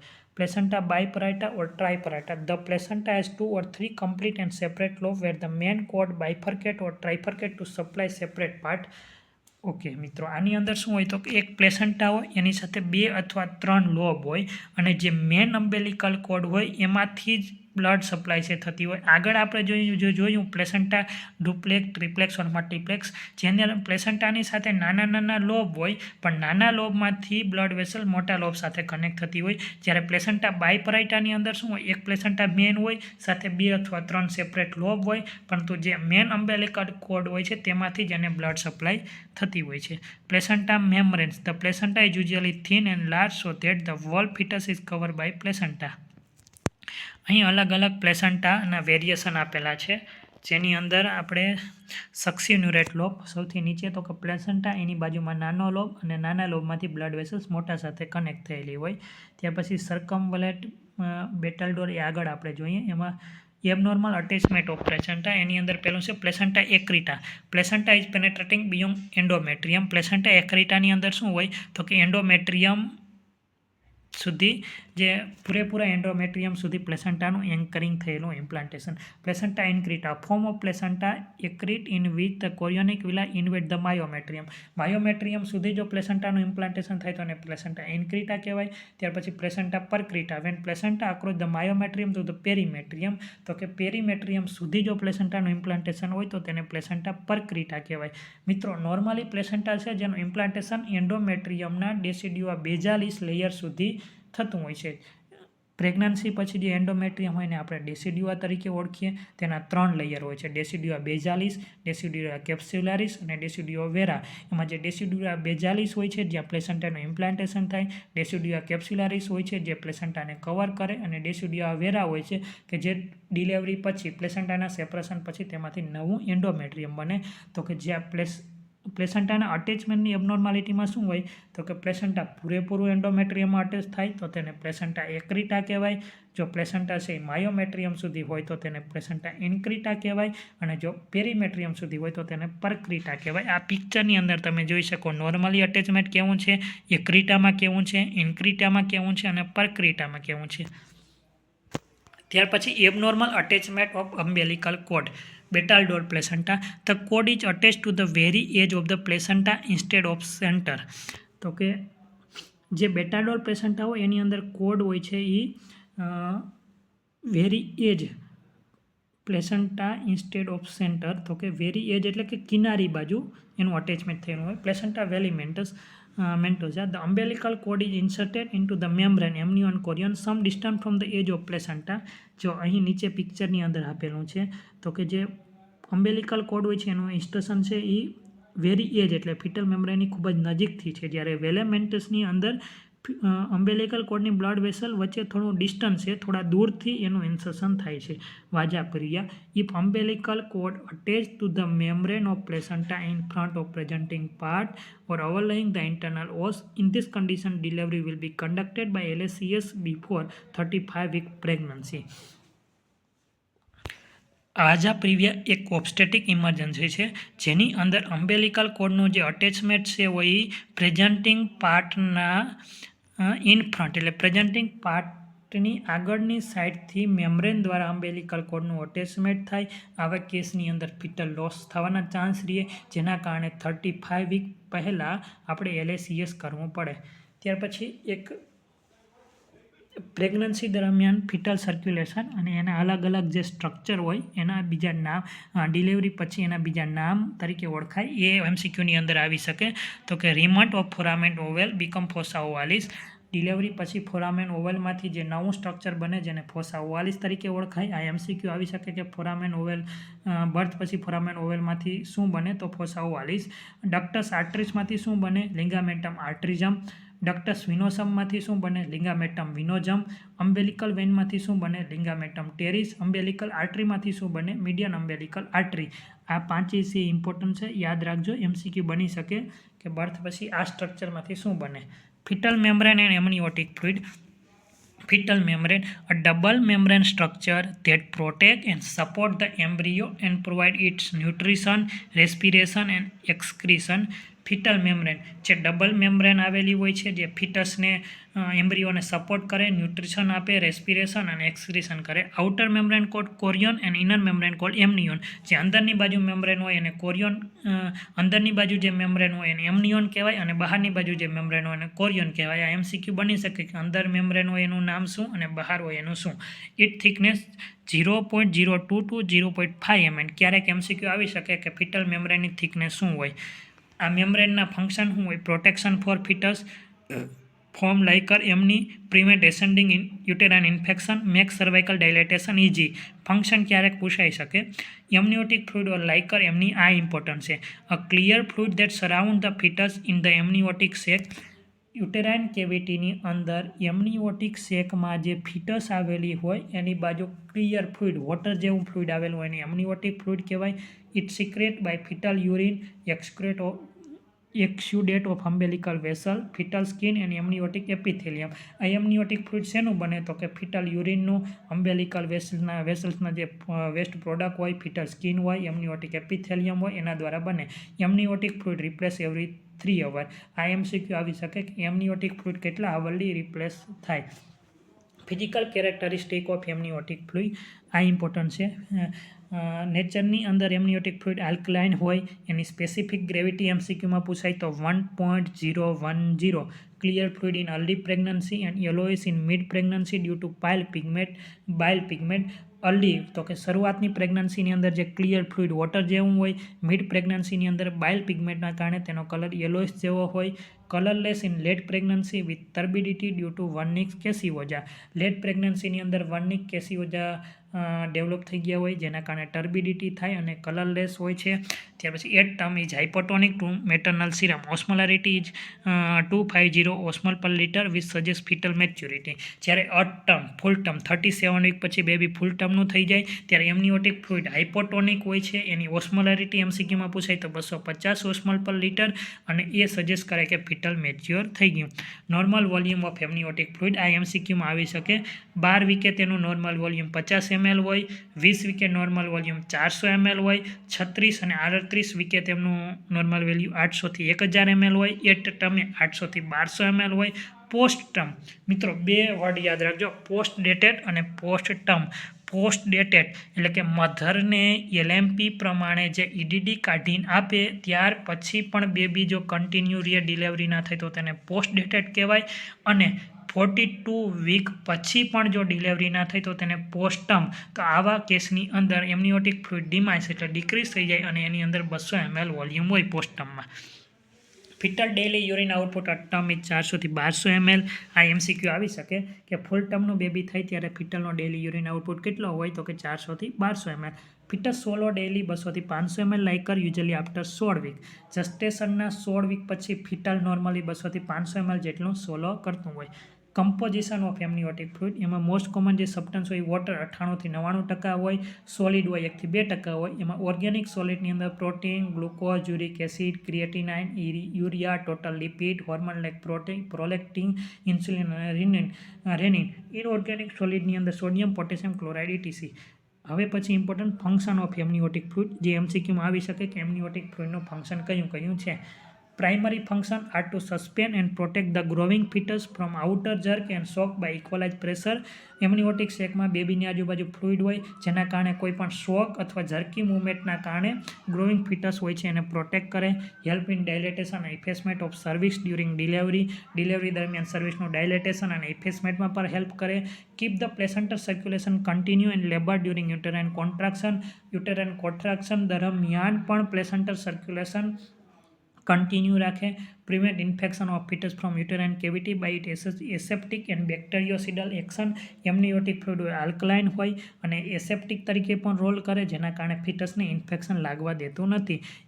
જેના કારણે મિત્રો આપણે જો લેબર દરમિયાન મેમ્બ્રેન ઓલરેડી રપ્ચર થઈ જાય તો ફિટસને ઇન્ફેક્શન લાગવાના ચાન્સ રહે કારણ કે એમનિયોટિક ફ્લુઇડ લોસ થતું જાય અને એના પ્રોટેક્ટ માટે હાજર ના હોય. Act as shock absorber. Maintain equal temperature પર મેન્ટેન કરે. Allowing growth and free movement of fetus. Amniotic સેગમાં એમનિયોટિક ફ્લુઇડ એ ફિટસનું ગ્રોથ અને મૂવમેન્ટ પણ અલો કરે. Abnormal colour of amniotic fluid. આના રિલેટેડ એમસીક્યુ આવી શકે. જો એમનિયોટિક ફ્લુઇડનો કલર ગ્રીન કલર હોય તો શું બતાવે તો કે મ્યુકોનિયમ સ્ટેનના કારણે હોય અને જે ફિટલ ડિસ્ટ્રેસ ઇન્ડિકેટ કરે. ગોલ્ડન કલર હોય તો જે RH ઇનકમ્પેટેબિલિટી બતાવે. ગ્રીનિશ યલો અથવા સેફ્રન કલર હોય તો પોસ્ટ મેચ્યોરિટી બતાવે. ડાર્ક કલર હોય તો જે કોન્સિલ હેમરેજ કોની અંદર જોવા મળે તો કે એબ્રુપ્ટો પ્લેસન્ટાની અંદર આ એમસીક્યુ આવેલો છે. ડાર્ક બ્રાઉન ટોબેકો જ્યુસ જે આપણે ટોબેકો આવે એના જેવું હોય તો તે IUD ઇન્ટ્રાયુટેરાઇન ડેથ ઇન્ડિકેટ કરે. ત્યાર પછી મિત્રો જોઈએ ડેવલપમેન્ટ ઓફ એમ્બ્રિયો એન્ડ ફિટસ. હવે પછી આપણે ફર્ટિલાઇઝેશન જોઈ લીધું. ફર્ટિલાઇઝેશન પછી ઝાયગોટનું ડેવલપમેન્ટ જોઈ લીધું. ઝાયગોટના ડેવલપમેન્ટ પછી 2 લેયર ટ્રોફોબ્લાસ્ટ અને ઇનર સેલમાં જેમાંથી પ્લેસન્ટા અને એમની કોરિયોન બને એ જોઈ લીધું. ત્યાર પછી અંદરનું લેયર હોય એમાંથી એમ્બ્રિયો, એમનિયોટિક ફ્લુઇડ અને બને તો એમનિયોટિક ફ્લુઇડ રિલેટેડ આપણે જોઈ લીધું. અને હવે આપણે એમ્બ્રિયો અને ફિટસનું ડેવલપમેન્ટ જોશું. Cell of embryo around 50 day differentiated into 3 primary germ layer. જે એમ્બ્રિયો હોય એના 15મા દિવસ પછી તેમાંથી 3 પ્રાઇમરી જર્મ લેયર થાય. Following major structure are form 3 germinal layer of developing embryo. આ 3 જર્મિનલ લેયર કયા હોય? એક્ટોડર્મ, મેસોડર્મ અને એન્ડોડર્મ. આમાંથી 1-2 MCQ આવે છે દર વખતે. એક્ટોડર્મમાંથી કયા ઓર્ગન બને? Ectoderm form nervous system and epidermis of skin, hair, nail, pituitary gland, salivary gland, mucous line of nasal cavity, paranasal sinus, roof of mouth, etc. ત્યાર પછી બીજું છે મેજોડર્મ. મેજોડર્મમાંથી શું બને? Mesoderm form dermis of skin, bone, cartilage, muscles, connective tissue, cardiovascular system, blood vessels, kidney, gonad, suprarenal gland, spleen, genital tract, mesothelial lining of pericardium, pleural and peritoneal cavity, etc. મોટા ભાગના organ મેજોડર્મમાંથી બને. Endoderm form epithelial lining of GIT, respiratory tract, urinary system, liver, gall bladder, pancreas, intestinal tract, etc. ત્યાર પછી pre embryonic period. કોન્સેપ્શન પછી, fertilisation પછી પ્રથમ જે 2 વીક હોય એને આપણે પ્રી એમ્બ્રિયોનિક પીરિયડ કહેવાય. એમ્બ્રિયોનિક પીરિયડ એટલે કે ત્રીજા કોન્સેપ્શન પછી ત્રીજા અઠવાડિયાથી લઈ અને 8મા અઠવાડિયા સુધીનો જે પીરિયડ હોય 3rd વીકથી 8 વીક સુધી એને આપણે એમ્બ્રિયોનિક પીરિયડ કહેવાય. અને ફિટલ પીરિયડ તો 8 વીકથી બર્થ સુધી એને ફિટલ પીરિયડ કહેવાય. આ MCQ આવી શકે કે એમ્બ્રિયો પીરિયડ એટલે 3 થી 8 વીક અને ફિટલ પીરિયડ એટલે 8 વીકથી બર્થ સુધી. ત્યાર પછી આપણે ફિટસનું અલગ અલગ વીક પ્રમાણે ડેવલપમેન્ટ જોઈશું. એમાં કોન્સેપ્શન પછી 2 to 3 2 થી 3 વીકનું ડેવલપમેન્ટ શું હોય? તો કે એમ્બ્રિયોની લેન્થ હોય છે 1.5 થી 2 mm હોય. હાર્ટ ટ્યુબ્યુલર અને begin two bit. Heart tubular જેવું બને અને બીટ થવાનું શરૂઆત થાય. બ્લડ સર્ક્યુલેશન શરૂ થાય. લંગ બડ અપીરિયર થાય. Neural plate change into brain and spinal cord. ત્યાર પછી 5 week development. Embryo is 0.5 to 0.5 centimetre in length. Weight 0.5 gram હોય. ડબલ હાર્ટ ચેમ્બર વિઝિબલ થાય. હાર્ટ બીટ કરવાનું સ્ટાર્ટ થાય. લિમ્બ બડ ફોર્મ થાય. Blood pump around the vessels. ચોથા અઠવાડિયે છે એ બ્લડ છે આજુબાજુ વેસલ્સની અંદર પંપ કરવાનું શરૂ થાય. Embryo visible on USG from 6 week. આ MCQ આવી શકે કે USGની અંદર એમ્બ્રિયો ક્યારે દેખાય? તો 6 વીકે. ત્યાર પછી 8 વીક ડેવલપમેન્ટ. એની અંદર એમ્બ્રિયોની લેન્થ 3 સેન્ટીમીટર હોય. વેટ 2 ગ્રામ હોય. આઈલિડ ફ્યુઝ થવાની શરૂઆત થાય. બધા ઓર્ગન સિસ્ટમના બધા ઓર્ગન મોસ્ટલી પ્રેઝન્ટ થવાના શરૂ થાય. સર્ક્યુલેશન થ્રો અમ્બેલિકલ કોડ વેલ ઇસ્ટાબ્લિશ. 8મા અઠવાડિયે અમ્બેલિકલ કોડ દ્વારા મોસ્ટલી બ્લડ સર્ક્યુલેશન ઇસ્ટાબ્લિશ થઈ જાય. કેમ? તો કે પ્લેસેન્ટા 6 વીકથી બનવાનું ચાલુ થાય, 12 વીક સુધીમાં બની જાય, તો 8મા વીકે સર્ક્યુલેશન ઇસ્ટાબ્લિશ થઈ જાય. 12 વીક ડેવલપમેન્ટ. લેન્થ છે 6 થી 9 સેન્ટીમીટર હોય. વેટ 19 ગ્રામ હોય. ફેસ વ્યવસ્થિત બની ગયો હોય. અને 12મા વીકે કિડની છે યુરિન ફોર્મ કરવાનું ચાલુ કરી દે. Heart beat is detected by Doppler transducer between 10 થી 12 વીક. જે ઇલેક્ટ્રોનિક USG દ્વારા જે આપણે હાર્ટબીટ જોઈએ 10 થી 12 વીક મોસ્ટલી જોતા હોઈએ. 16 week development. Length 11.5 to 13.5 centimetre. Weight 100 gram. Skeleton ossification થાય. એક્ટિવ ફિટલ મૂવમેન્ટ મલ્ટીગ્રેવિડાની અંદર જોવા મળે. લાનુંગો અપીરિયર થઈ જાય. વર્નિસ કેસિયોજા અપીરિયર થઈ જાય. અને 16 વીકે સેક્સ પણ આપણે વિઝ્યુઅલી અલ્ટ્રાસાઉન્ડ દ્વારા જોઈ શકીએ. તો આની અંદર એક ઇમ્પોર્ટન્ટ છે કે એક્ટિવ ફિટલ મૂવમેન્ટ ક્યારે થાય, લાનુગો ક્યારે અપીરિયર થાય અને વર્નિસ કેસિયોજા તો 16 વીકે. ત્યાર પછી 12 વીક ડેવલપમેન્ટ. લેન્થ 16 થી 18.5 સેન્ટીમીટર હોય. વેટ 300 ગ્રામ હોય. Fetus has nail. ફિટસને નેલ આવી ગયા હોય. મસલ્સ ડેવલપ થાય. Heartbeat is detected by regular fetoscope or stethoscope. હા મિત્રો, આ ઇમ્પોર્ટન્ટ છે કે ફિટોસ્કોપ અને સ્ટેથોસ્કોપથી ક્યારે હાર્ટબીટ લઈ શકીએ? તો 20 વીકે. Quickening at 18 week in primigravida and 16 week in multigravida. આ MCQ પણ આવેલો છે કે પ્રાઇમી ગ્રેવિડાની અંદર ક્વિકનિંગ ક્યારે સંભળાય? 18 વીકે. અને મલ્ટી ગ્રેવિડાની અંદર 16 વીકે. ત્યાર પછી 24 week development. Length 23 centimetre. Weight 600 gram. Fetus has ability to hear. 24 વીકે બાળક સાંભળવા માટે એબિલિટી ધરાવે. Vernix caseosa cover entire body. Hair on head well form. Reflex and graph function. Type 2 alveolar cell of lungs begin to produce surfactant by 24 week. હા મિત્રો, જે lungs હોય એની અંદર એલ્વ્યુલાઈ નામના સેલ હોય જે 2 ટાઈપના હોય, ટાઈપ 1 અને ટાઈપ 2. જે ટાઈપ 1 હોય છે એ આપણે બર્થ પછી પણ નેચરલી હોય જે રેસ્પિરેશન માટે, અને ટાઈપ 2 હોય જે એલ્વ્યુલોઈ સેલના પ્રોડક્શન માટે જવાબદાર હોય સર્ફેક્ટન્ટના, જે 24 વીકે પ્રોડ્યુસ થાય. ત્યાર પછી 8 week development, length 27 centimetre, weight 1100 gram, eyelid open અને ક્લોઝ કરે બાળક, લંગ લેચિથિન્સ ફોર્મિંગ થાય, testis start to descent through internal inguinal ring at 28 week, એટલે કે ઇંગ્વાઇનલ રિંગ હોય એમાંથી ટેસ્ટિસ એક છે એ નીચે આવે, સ્ક્રોટમમાં lung develop sufficiently so if neonate born can be breath. 28 week પછી અથવા 28 વીકે જો બાળકનો જન્મ થાય તો પોતાની રીતે સ્પોન્ટેનિયસ બ્રીથિંગ માટે એ કેપેબલ થોડુંક થાય, સફિશિયન્ટ થાય, જેના કારણે બ્રીથ આ 28 વીક પછી બ્રીથ લઈ શકે.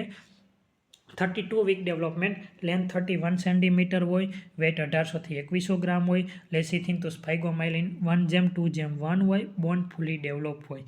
36 વીક ડેવલપમેન્ટ, લેન્થ 35 સેન્ટીમીટર હોય, વેટ 2200 થી 2900 ગ્રામ હોય, સ્કિન પિંક અને બોડી રાઉન્ડ હોય, લાનુંગો ડિસઅપિયર થઈ જાય, લેસિથિન્સ ફાઇગોમાઇસિન રેશિયો 2:1 હોય. It is use as maturity of the fetal lung.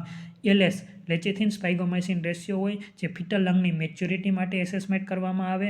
તો IMCQ બની શકે ફિટલ લંગની મેચ્યોરિટી માટે કયો રેશિયો જોવામાં આવે તો એલએસ રેશિયો 2:1, એટલે એ ઇન્ડિકેટેડ કરે કે ફૂલી મેચ્યોર છે.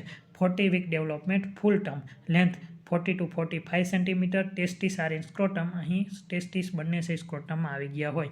અહીં ફિટસનું ગ્રોથ અને ડેવલપમેન્ટ આપેલું છે. આપણે આગળ જોયું તો આમાં જે આ ઉપર વીક પ્રમાણે આપેલું છે મિત્રો યાદ રાખી જ લેજો. આમાંથી MCQ ઘણા આવી શકે, ક્વિકનિંગ રિલેટેડ આવી શકે, FHS સ્ટેથોસ્કોપ દ્વારા ક્યારે લઈ શકીએ આવી શકે, ઇલેક્ટ્રોનિક USG દ્વારા એમ્બ્રિયો ક્યારે જોઈ શકીએ આવી શકે, ત્યાર પછી લંગ મેચ્યોરિટી માટે કયો રેશિયો જોવામાં આવે તે આવી શકે, ત્યાર પછી ફૂલ ટર્મ એની લેન્થ કેટલી હોય તે આવી શકે, ત્યાર પછી ટાઈપ 2 એલ્વ્યુલર સેલ પ્રોડક્શન ક્યારે થાય તે આવી શકે, સેક્સ આપણે USG દ્વારા ક્યારે વિઝ્યુલાઇઝ કરી શકીએ, આ બધું ઇમ્પોર્ટન્ટ આવી શકે. Antenatal diagnostic test, identification of disease or congenital defect of the fetus during gestation. It is essential to avoid fetal death because 80% fetal death occur during antepartum period. મિત્રો એન્ટીપાર્ટમ પીરિયડની અંદર ફિટલ ડેથ અને complicated high pregnancy અટકાવવા માટે કેટલાક diagnosis test કરવામાં આવે છે જે ઇમ્પોર્ટન્ટ છે, જે આપણે નીચે જોશું. એમાં મોસ્ટ કોમન બધા જ નામ લેતા હોય UHC ultrasonography. The use of ultrasound to produce an image or photograph of an organ or tissue called UHC. કોઈપણ પ્રોબ અલ્ટ્રાસોનિક દ્વારા ફોટોગ્રાફ, ઓર્ગનનો ફોટોગ્રાફ અથવા ટીસ્યુનો ફોટોગ્રાફ લેવામાં આવે અને જે ઇમેજ પ્રોડ્યુસ થાય એને આપણે UHC કહીએ.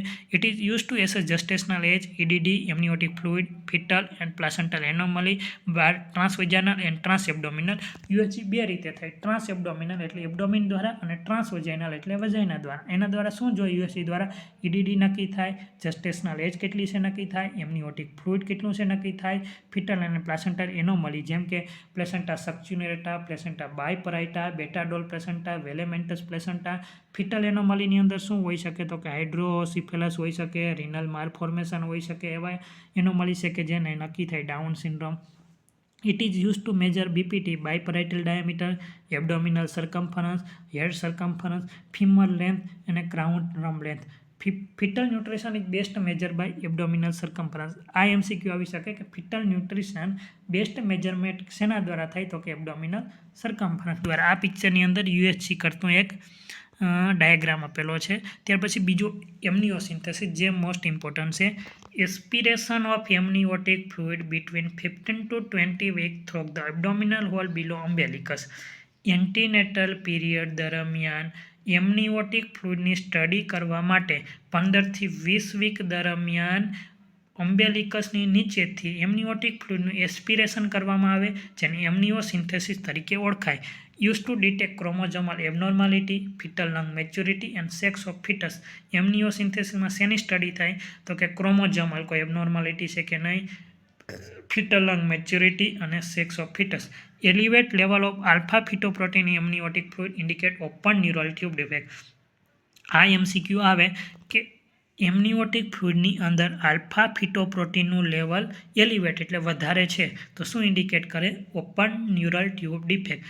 લેસિથિન sphingomyelin ratio 2 or more than 2 indicate lung maturity. જો LS રેશિયો 2 અથવા એના કરતાં વધારે હોય તો ફૂલી લંગ મેચ્યોર છે એવું બતાવે. Increase level of inhibin A protein indicate Down syndrome. જો એમનિયોટિક ફ્લુઇડની અંદર ઇન્હિબિન Aનું લેવલ વધારે હોય તો એ ડાઉન સિન્ડ્રોમ ઇન્ડિકેટ કરે. Normal amniotic fluid index 5 to 25 centimetre. Normal amniotic AFI level પૂછે તો 5 થી 25 સેન્ટીમીટર હોય. જો 5 સેન્ટીમીટર કરતાં નીચે હોય તો તેને ઓલિગોહાઇડ્રેમનસ કહેવાય. 25 સેન્ટીમીટર કરતાં વધારે હોય તો એને પોલીહાઇડ્રેમનસ કહેવાય. ત્યાર પછી ત્રીજું ડાયગ્નોસિસ ટેસ્ટ છે કોરિયોનિક વિલસ sampling. Performed to detect genetic abnormality by aspiring a small sample of chorionic villus tissue at 10 to 13 week. કોરિયોનિક વિલસ sampling હોય એનું પૂછાઈ શકે કે ટિશ્યુ ક્યાંથી લેવામાં આવે તો કે કોરિયોનિક વિલસમાંથી કેટલામાં વીકે જેસ્ટેશનના લેવામાં આવે 10 થી 13 વીકે. It is an invasive procedure which may cause bleeding, infection, miscarriage, preterm labour and IUD. આ એક ઇન્વેન્સિવ પ્રોસિજર છે જેના કારણે એના કોમ્પ્લિકેશન પૂછી શકે કે કોરિયોનિક વિલસ સેમ્પલિંગના કયા કોમ્પ્લિકેશન થાય. બ્લીડિંગ થાય, ઇન્ફેક્શન થાય, મિસકેરેજ થાય, પ્રીટર્મ લેબર થાય, IUD થાય. ત્યાર પછી ચોથું છે cordocentesis. Withdrawal of sample of fetal blood mainly between 18 to 20 week from the umbilical vessel by inserting the needle directly into fetal umbilical vessels under ultrasound guidance. It is used to study fetal WBC for infection and biochemical study. USG અલ્ટ્રાસાઉન્ડના guidance પ્રમાણે needle insert કરી અને અમ્બેલિકલ વેસલ્સમાંથી directly 18 થી 20મા VK લેવામાં આવે અને એના દ્વારા WBC અને ઇન્ફેક્શન છે કે નહીં એ સ્ટડી કરવામાં આવે. ત્યાર પછી kick test. It is use after 28 week to observe fetal movement. Count the kick for 1 hour duration 3 times of day, morning, afternoon, evening, and multiply the total count by 4 to get daily fetal movement count. Fewer than 10 kicks in 2 consecutive 2-hour period indicate fetal compromise or distress. Kick test ક્યારે perform કરવામાં આવે તો કે 28 week જસ્ટેશનના week પછી કરવામાં આવે. કઈ રીતે કરવામાં આવે તો કે 1 hour માટે 1 કલાક મોર્નિંગમાં, 1 કલાક બપોરે અને 1 કલાક સાંજે મધરને કોઈ પણ એક પેજ અથવા વસ્તુ આપવામાં આવે કે જેમાં તમે મોર્નિંગમાં 1 કલાક માટે કેટલી વખત બાળક ફરે, મૂવમેન્ટ થાય, કિક ટેસ્ટ એ તમારે કાઉન્ટ કરવાનો. જે આખા દિવસ ત્રણેય મોર્નિંગ, આફ્ટરનૂન અને ઇવનિંગ ત્રણેયનું જે રિઝલ્ટ આવ્યું એને 4 વડે મલ્ટીપ્લાય કરવાના અને ટોટલ આવે એ આપણું રિઝલ્ટ છે. એમાં જો 10 કરતાં ઓછું હોય બે રીડિંગની અંદર તો એ ફિટલ કોમ્પ્રોમાઇઝ અથવા ડિસ્ટ્રેસ છે. ત્યાર પછી છઠ્ઠું મેટર્નલ સિરમ આલ્ફા ફિટોપ્રોટીન. આ ઇમ્પોર્ટન્ટ છે. Test perform between 16 to 18 week. MCQ આવી શકે કે મેટર્નલ સિરમ આલ્ફા ફિટોપ્રોટીન કેટલામાં વીકે કરવામાં આવે. AFP is a fetal serum protein produce by yolk cell and fetal liver. AFP ક્યાંથી સિક્રેટ થાય તો કે યોલ્ક સેલ અને ફિટલ લીવરમાંથી. Maternal serum alpha fetoprotein elevate indicate condition like. જો એનું લેવલ એલિવેટ વધારે હોય તો શું ઇન્ડિકેટ કરે?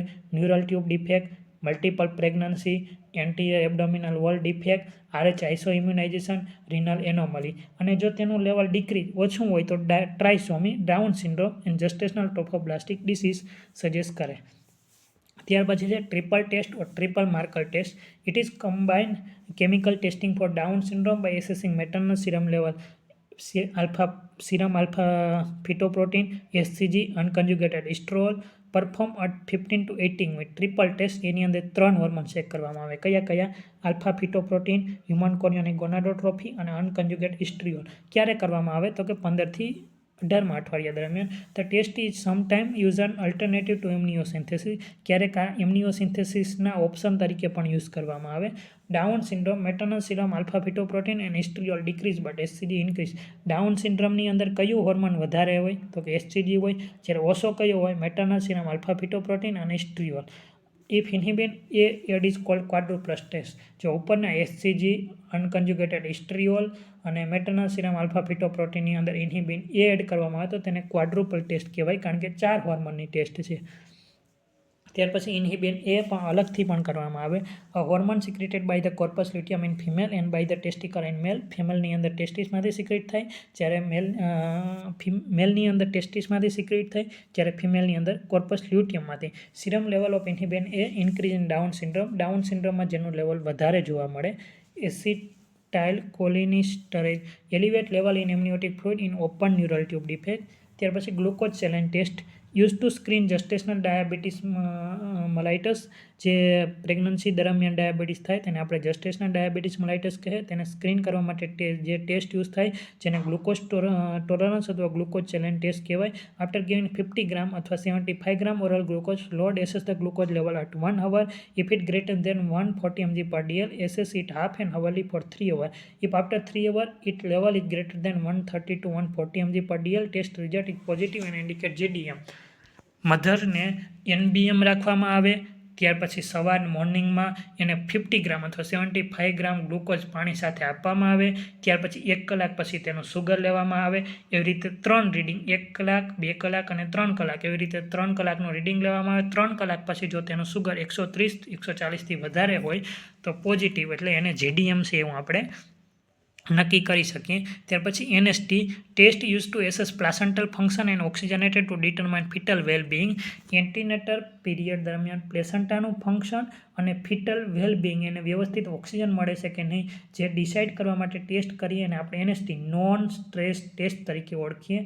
It evaluate FHR, fetal heart rate in response to fetal movement. જ્યારે ફિટલ મુવમેન્ટ થાય ત્યારે ફિટસના હાર્ટ રેટ કેટલા છે જે ઇવાલ્યુએટ કરવા માટે થાય. અને external ultrasound transducer use to record 20 minute FSR and યુટેરાઇન activity. એક એક્સટર્નલ અલ્ટ્રાસાઉન્ડ એટલે કે એક NST મશીન આવે જે અટેચ કરવામાં આવે કેટલી મિનિટ, 20 મિનિટ માટે. રિએક્ટિવ NST જે નોર્મલ કહેવાય, નેગેટિવ કહેવાય. એની અંદર શું હોય તો કે reactive indicate healthy status, reactive હોય તો એ હેલ્ધી ફિટસ છે. 2 or more FHR acceleration of at least 15 beats per minute in association with fetal movement during 20 minute period. જે એક્સટર્નલ અલ્ટ્રાસાઉન્ડ અટેચ કર્યું છે તે 20 મિનિટ માટે અટેચ કરવાનું. આ 20 મિનિટની અંદર 2 અથવા તેના કરતાં વધારે 15 બીટ્સ પર મિનિટથી જો ફિટલ મુવમેન્ટ દરમિયાન FHS વધે તો રિએક્ટિવ છે. નોન રિએક્ટિવ NST એટલે એબનોર્મલ છે. એબનોર્મલની અંદર શું હોય, no acceleration or acceleration of less than 15 beats per minute during 40 minute observation. મિત્રો અહીં NST આપેલી છે. જો આ ગ્રાફ આપેલો છે એમાં જે FHS છે એ ઉપરની બાજુ ગ્રાફ જાય છે અને આપણે એસિલરેશન કહીએ. તો આવી રીતે 20 મિનિટની અંદર 2 વખત FHS 15 બીટ્સ પર મિનિટ જેટલા એસિલરેશન એટલે વધવા જોઈએ તો રિએક્ટિવ NST છે. ત્યાર પછી CST, contraction stress test. Like NST, it also used to assess placental function and oxygenated to determine fetal well-being and fetal ability to tolerate labor. NSTની જેમ જ પ્લેસન્ટાનું ફંક્શન અને જે ફિટસ લેબર દરમિયાન ટોલરેટ કરી શકે કે નહીં અને ઓક્સિજન મળે કે નહીં ચેક કરવા માટે CST કરીએ. Perform if NST is abnormal.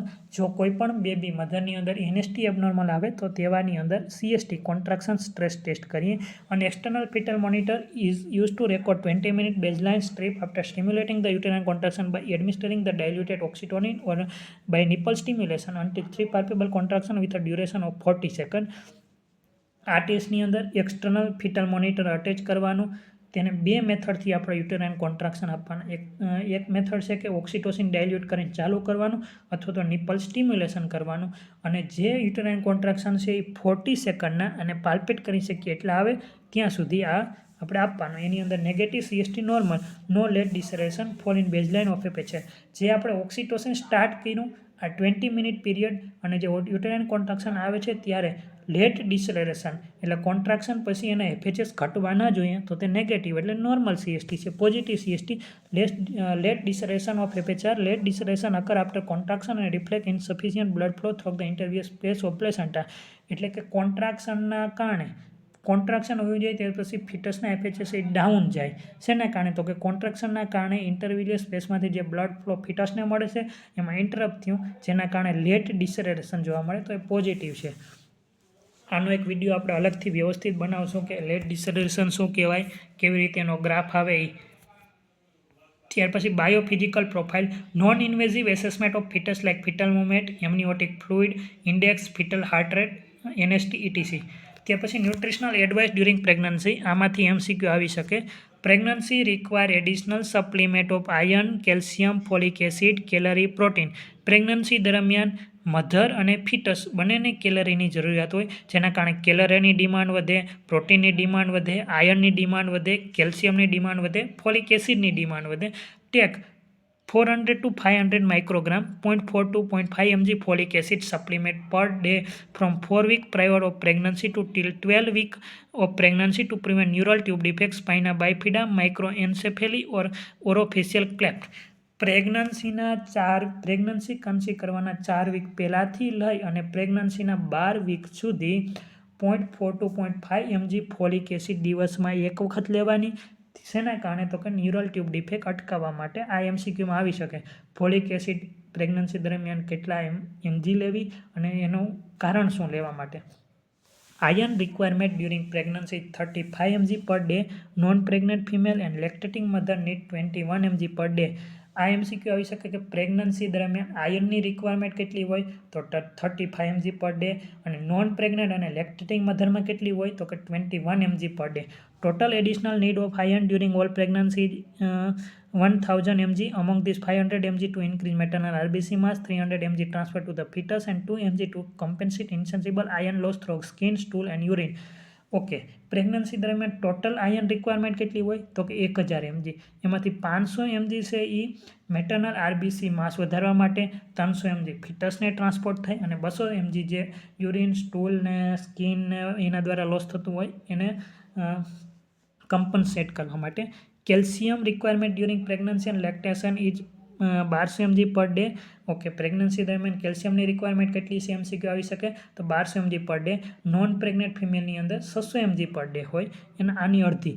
Additional energy requirement during pregnancy 350 kilo calorie per day અને during lactation 600 kilo calorie per day. આ એમસીક્યુ આવેલો છે કે પ્રેગ્નન્સી દરમિયાન કેટલા કેલરીની જરૂર પડે હોય એક્સ્ટ્રા 350 અને લેક્ટેશન દરમિયાન 600 જે રેગ્યુલર લેતા હોય એના કરતાં એટલી વધારે જરૂર પડે. Additional protein requirement during pregnancy 15 gram per day and during lactation 25 ગ્રામ પર ડે. આ એમસીક્યુ આવી શકે પ્રેગ્નન્સી દરમિયાન પ્રોટીનની એડિશનલ કેટલી રિક્વાયરમેન્ટ છે 15 અને લેક્ટેશન દરમિયાન 25. ઓકે, ત્યાર પછી fundal height according to week of pregnancy before 12 week એટલે 6, 8 અને 10 અને 12 અઠવાડિયે ફંડલ ક્યાં હોય? Uterus palpate in pelvic region below the symphysis pubis. 12 week સુધી યુટ્રસ પર એબડોમિનલી આપણે પાલ્પેટ કરી શકતા નથી, ત્યાં સુધી યુટ્રસ પેલ્વિક રિજિયનમાં જ હોય.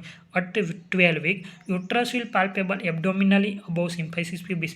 12 વીક પછી યુટ્રસ આપણે સિમ્ફાઇસિસ પ્યુબિસની ઉપર એબડોમિનલી પાલ્પેટ કરી શકીએ. at 16 week between symphysis pubis and umbilical. 16મા અઠવાડિયે અમ્બેલિકસ અને સિમ્ફાઇસિસ પ્યુબિસની વચ્ચે હોય. 20મા અઠવાડિયે અમ્બેલિકસથી 2 ફિંગર નીચે હોય. ત્યાર પછી 24 વીકે અમ્બેલિકસના લેવલે હોય. આ એમસીક્યુ આવી શકે કે કેટલામાં વીકે યુટ્રસનો ફંડલ પાસ ક્યાં પાલ્પેટ કરીએ તો 24મા વીકે આપણે અમ્બેલિકસે એ યુટ્રસનું ફંડસ આવી ગયું હોય. 28 વીક ઝાયફિસ્ટર્નમ અને અમ્બેલિકસ બંનેની વચ્ચે હોય. 32 વીકે ઝાયફિસ્ટર્નમથી 2 ફિંગર નીચે હોય. 36 વીકે થોડુંક જ ઝાયફિસ્ટર્નમથી નીચે હોય અથવા સબકોસ્ટલ આર્ચની નજીક હોય. 38 વીકે મોસ્ટલી ઝાયફિસ્ટર્નમમાં પહોંચી ગયું હોય. 40 વીકે uterus again come to the level of 32 week it call lightening. 40 week એટલે હવે ડિલિવરી થવાની હોય જેના કારણે ફિટલ એટ ડિસેન્ટ એંગેજમેન્ટ થાય જેને આપણે લાઇટનિંગ કરીએ, જેના કારણે યુટ્રસ જે ફંડસનો પાર્ટ છે એ 32 વીક એટલે કે ઝાયફિસ્ટર્નમ અને અમ્બેલિકસ બંનેની વચ્ચે આવી જાય જેને આપણે લાઇટનિંગ કહીએ. અને એવું પૂછે કે પ્રેગ્નન્સીનો વેલકમ સાઇન કહ્યું તો કે lightening. The fundus is first palpable at the level of the symphysis pubis during 12 week of gestation. આ એમસીક્યુ આવી શકે કે પ્રથમ વખત ફંડસ પર એબડોમિનલી ક્યારે પાલ્પેટ કરી શકીએ તો 12 વીકે.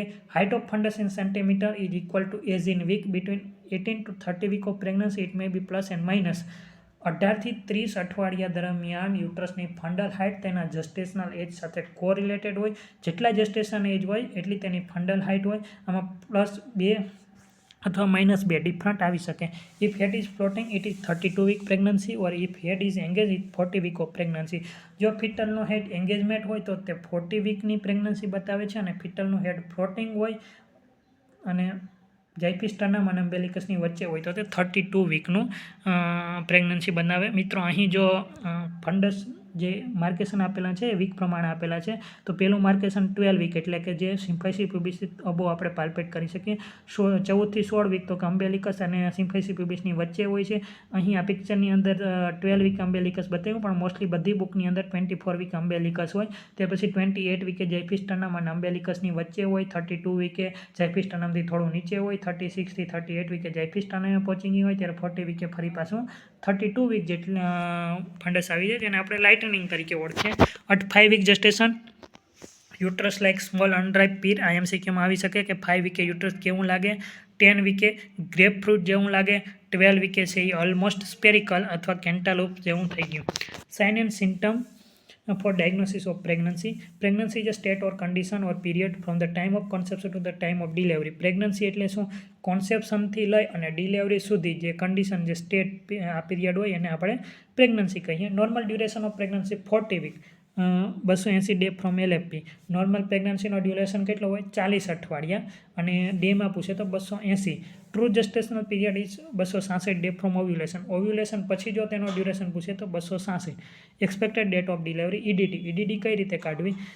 તો કે લાસ્ટ મેન્સ્ટ્રુઅલ પીરિયડના પ્રથમ દિવસ એની અંદર 9 મહિના અને 7 દિવસ એડ કરીએ તો આપણે EDD મળે. ત્યાર પછી પહેલું છે presumptive sign.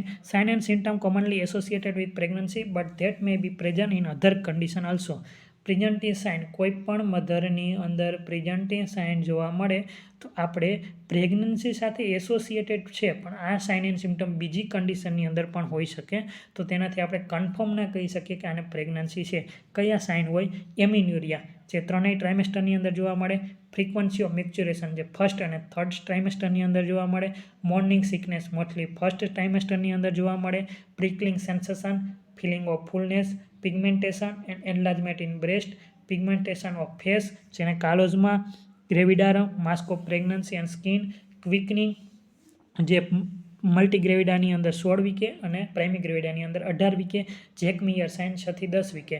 Blue or purple colour of the vaginal mucosa. વજાઇનલ મ્યુકોઝાના કલરમાં જે ચેન્જીસ થાય બ્લુ અને પર્પલ, એને જેક મિયર સાઇન કહેવાય. તો આમાં એવો MCQ બને છે કે નીચેનામાંથી કયું પ્રિઝમ્પટિવ સાઇન છે કે કયું પ્રોબેબલ સાઇન છે. ત્યાર પછી બીજું probable sign, objective assessment finding that strongly suggest but do not confirm pregnancy. જો પ્રોબેબલ સાઇન પ્રેઝન્ટ હોય તો સ્ટ્રોંગલી પ્રેગ્નન્સી છે, પણ આપણે કન્ફર્મ ના કહી શકીએ. જેની અંદર એબડોમિનલ એન્લાર્જમેન્ટ થાય, કારણ કે જેમ જેમ ફિટસનું ડેવલપમેન્ટ થાય તેમ એબડોમિનનું એન્લાર્જમેન્ટ થાય. Positive pregnancy test by immunological test, HCG in urine and serum. HCG યુરિનની અંદર પ્રેઝન્ટ હોય જેને પોઝિટિવ પ્રેગ્નન્સી ટેસ્ટ કહીએ. Present of HCG in urine and serum but is also present in hydatidiform mole and choriocarcinoma. જો મધરની અંદર HCG યુરિનમાં present હોય તો આપણે પ્રેગ્નન્સી કન્ફર્મ ના કહી શકીએ, કારણ કે જે બીજી કન્ડિશન જેવી કે આઇડેન્ટિફોર્મ મોલ અને કોરિયોકાર્સિનોમા પ્રેઝન્ટ હોઈ શકે. બેલોટમેટ સેડવિક સાઇન, જે 6 થી 10 અઠવાડિયા દરમિયાન જોવા મળે. એની અંદર કેવા ચેન્જીસ થાય? તો કે deep blue violet colour of cervix and vagina cause by increase વાસ્ક્યુલારિટી.